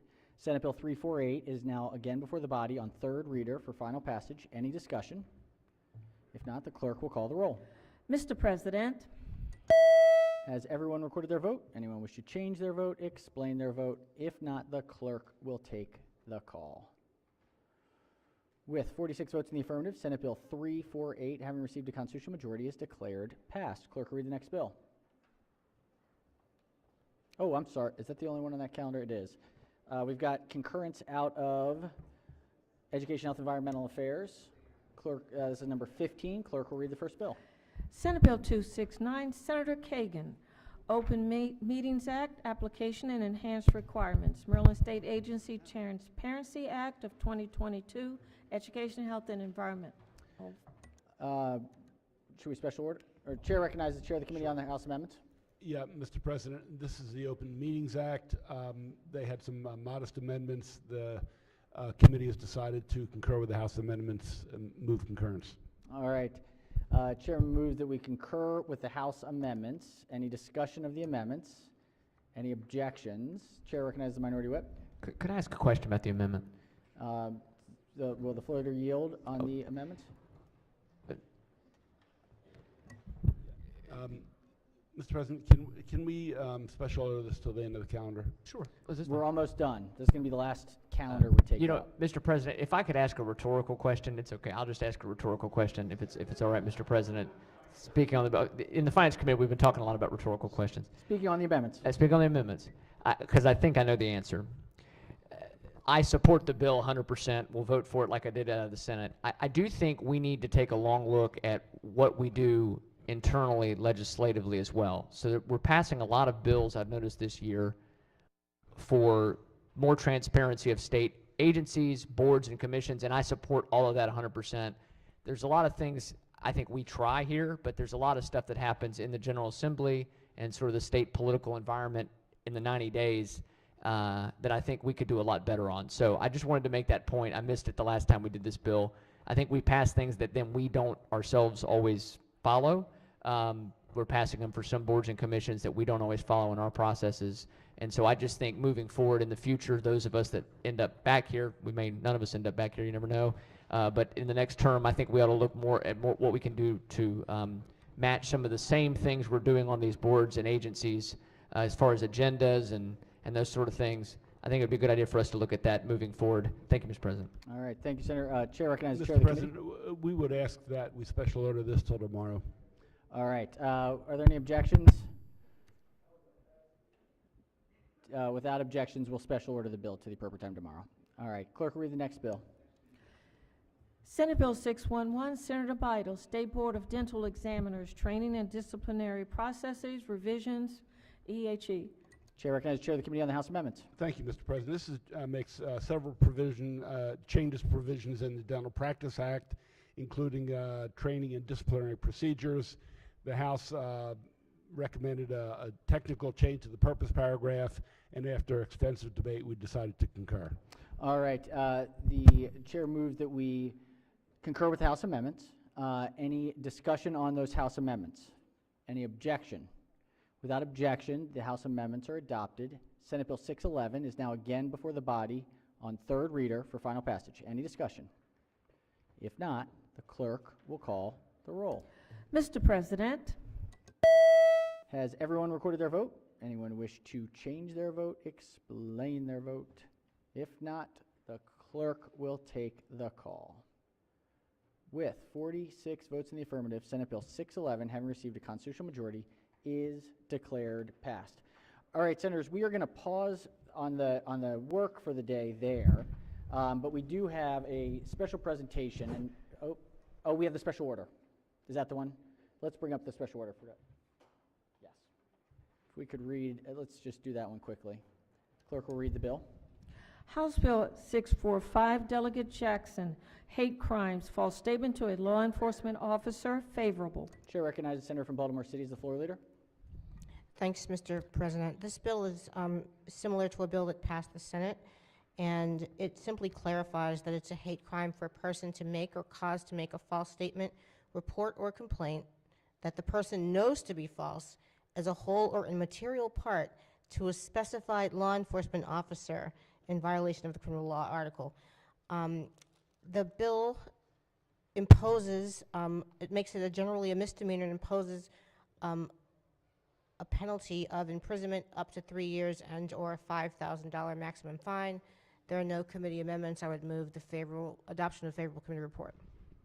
All right, floor leader moves for the adoption of the favorable committee report. On the report, any discussion?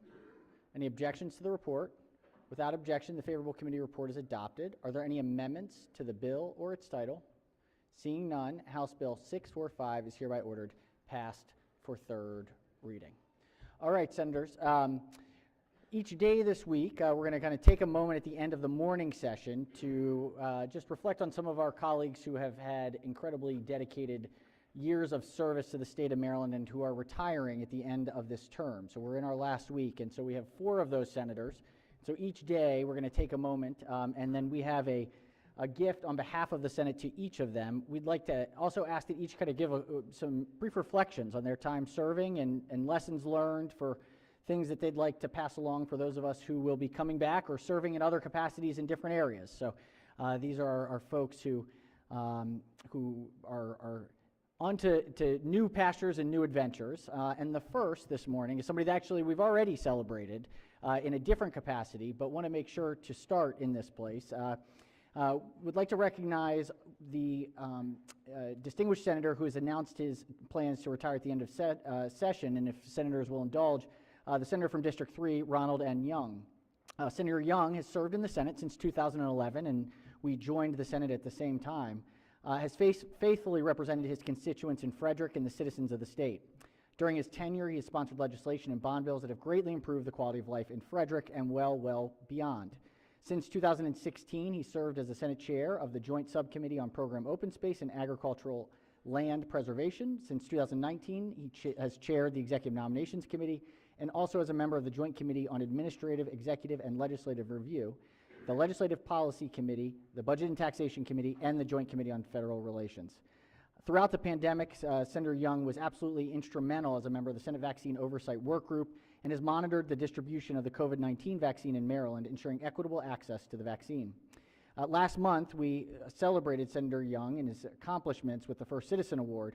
I am now pleased to invite the senator up for a different present that we'd ask you to open so that everyone can see the present that we are bestowing for you as you move on to the next adventure. So if I could ask Senator Young to please join me up at the dais.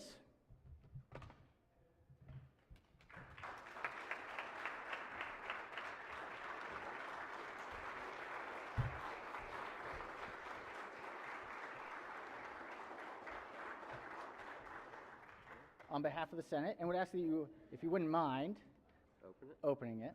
Okay.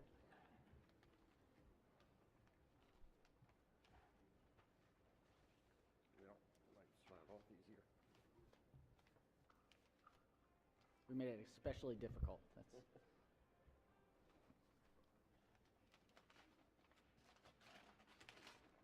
If you were my mother-in-law, you'd be asked to save the wrapping paper. That's the I'm not good at that.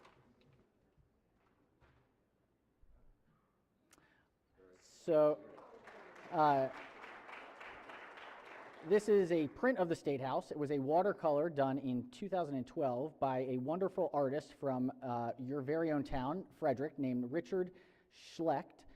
It's called Watching and Waiting. It was on display as part of an exhibit at the State House on Annapolis in the War of 1812.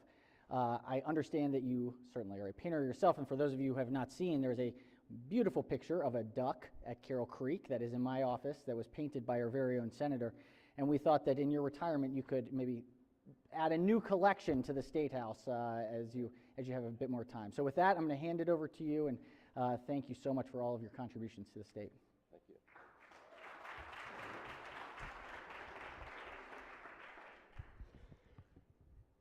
I wrote a bunch of things down last night, which mostly I'm not going to use.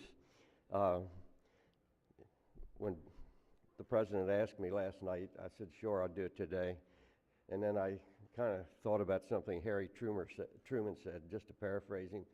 He said, if you want me to give a 3-minute speech, give me a month to prepare. If you want me to talk 10 minutes, give me at least 2 weeks. And if you want me to talk all day, I'll start right now. Well, I'm not going to talk all day, so don't worry. But I guess this is a time for reflection. But I have to tell you, I've had people ask me if I missed teaching, if I missed being mayor, if I missed various things. I've tried very hard in my life not to miss things. I would rather look forward to what I'm going to do tomorrow than what I did yesterday. And I've had 53 years in government experience, a lot in private and personal, and I'm hoping, if God permits, I'm going to have a bunch more to keep doing things. And it's one of the things that I tried to teach all of my sons. Reflecting back, I've been on the ballot 21 times. I've won 19 and lost 2. The 19 are more fun, but the 2 build more character. My family's 20 and 2 so far, and they're still going. But I've tried to teach them, and I advise everybody. And I look at this when I'm voting.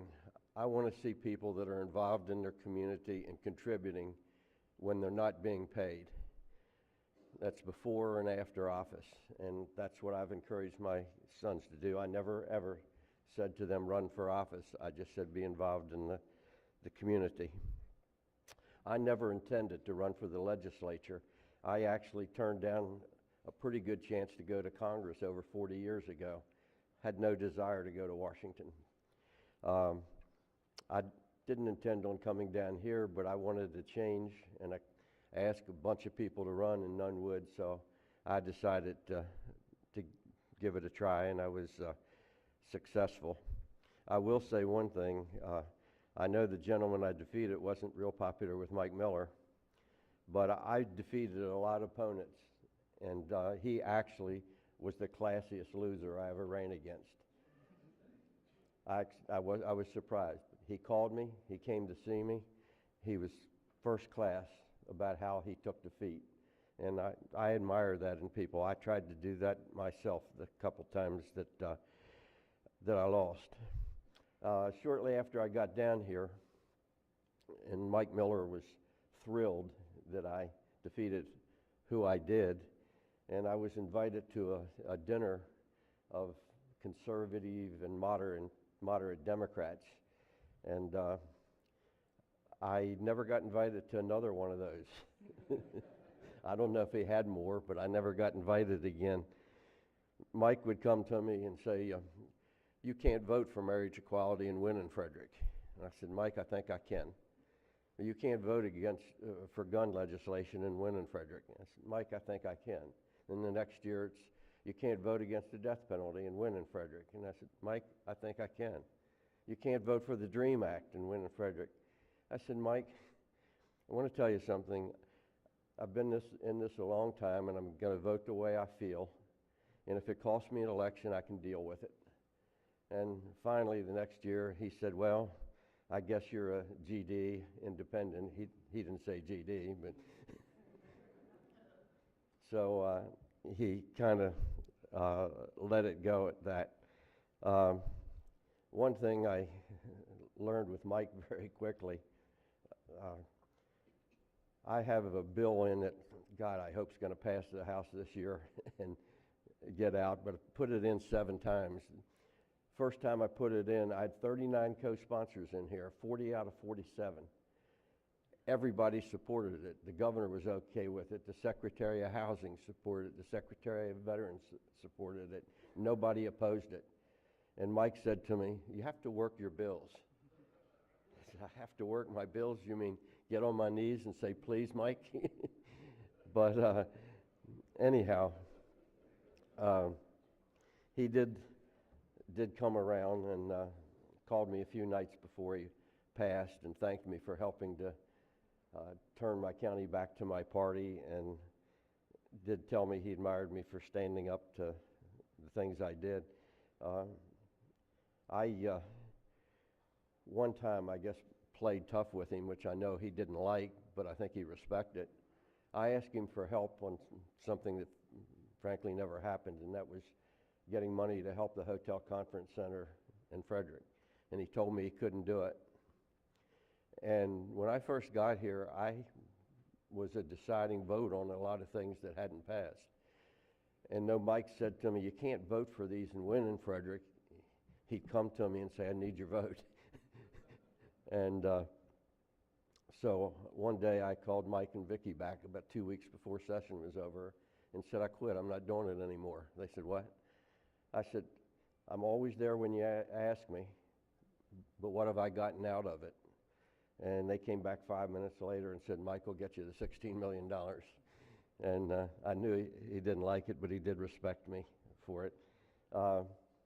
Just real quickly, when I went on my committee, I was assigned to EHE, which is where I know a lot of new people were put. The president was put there the same year I was. Very first vote I made there, I voted with the 4 Republicans. And the chair looked at me and stared at me for a couple minutes. And the next vote, she says, I guess it's 6-5. And I said, Madam Chair, I'll be with you 95% of the time. But when I think they're right, I'm going to vote with them. And about a month later, we got into an argument over something on a bill. I don't even remember what it was. And as I was leaving after that, about 3 different committee members came up. The first one was the good senator from College Park. And he said, you're not getting any bills through this committee this year after that. So I reflected on it, and not too long after that, Mike gave her the First Citizens Award, and she had an orange top on. And I went back to my office, and one of my prints was predominantly that orange. So I took it off the wall, and I went down to her office, congratulated her, and told her how much she deserved it, and gave her the print. And she gave me a hug and passed 2 of my bills that afternoon. So it pays sometimes to do that. And we still had a hard time getting along for a while, but I think the convincing thing was they had a march in Frederick, sort of commemorating one of Martin Luther King's march, and they asked me to lead it. And it went around town and got back to Hood College, and Joan was there on the podium and sitting with Julian Bond. And when I came up on the stage after leading the march, Julian jumped over, ran over, shook my hand. He said, Ron, it's good to see you. And Joan looked at me like, you know Julian Bond? I said, yeah, we've known each other for a long time.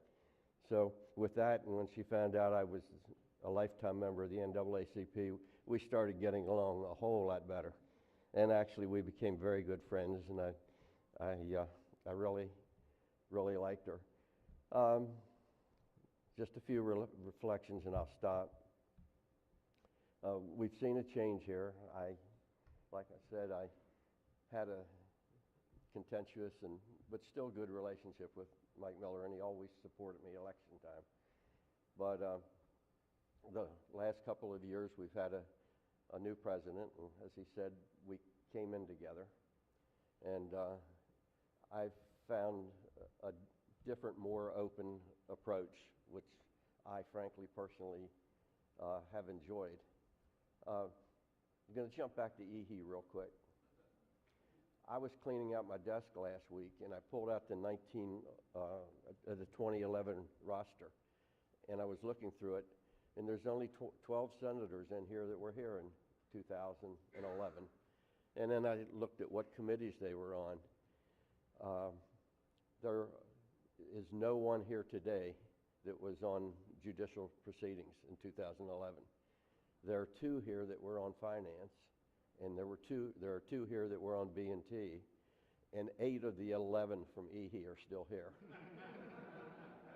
So if you got assigned there and you think you were just placed there, you probably have a lot better future. So that worked out. That worked out great in terms of survival. But I was looking to go to B&T, but I was assigned to judicial proceedings for a year, and then B&T, and I enjoyed, though I fell out of my element on judicial proceedings, except in certain areas. I enjoyed the learning experience in both committees, and I've enjoyed all three of the chairmen I worked with. I never got to work with the chair of finance, but I'm sure I would have if I'd been there. Enjoyed it all. I think a big thing is build relationships. When I was mayor, 16 years, one term I had 4 Democrats and 1 Republican. Another term I had 4 Republicans and 1 Democrat. We got just as much done each term because I worked with them and they worked with me, and that's something we need to see. And we don't see it in Washington. We see it more here, but I have to say honestly, I think there are times, and maybe it's sometimes a case of overkill when they present too many amendments, but I think we turn down some amendments sometimes that this side makes that are actually good amendments. And I just would hope we'd stay open and look. If it's good, take it. If it's not, don't. And you're going to disagree philosophically, and I certainly, vast majority of the time philosophically, are on this side as opposed to that. But everybody has good ideas. Listen to them, and if they're good, take them. And as I said, build the relationships. That's a better chance of getting things through than you do. I've had, I just looked a little over 100 bills passed. I feel it should have been 200, but I had over 100 passed, and I looked. I've had 8 that got rolled into somebody else's bill. I never got anybody's rolled into mine. And I counted 9 bills that I presented for a couple of years that never got a vote, and someone else took them later and they passed. 2 this year. But anyhow, work together. I've enjoyed working with everybody. I made a lot of good friends here, many of whom are gone. Just point out a couple of things. Capital Budget Committee, Doug Peters and Craig have been fantastic to me. I really appreciate that. Guy's been great. Most everybody's been great, and I think the president's been doing an outstanding job. By the way, the president minority leader, the former minority leader, and a couple of the chairs were all on EHE in 2011. So that's paid off. So I hope I can have about 1 minute Friday. If they deliver it like they're supposed to, I'm getting my book in Thursday, so I'm going to give everybody a copy Friday.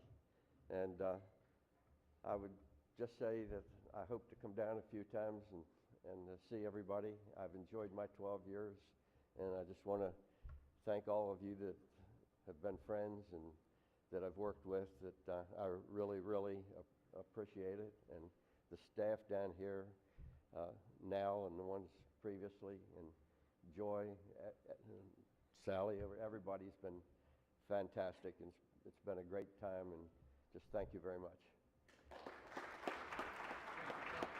Thank you. Thank you.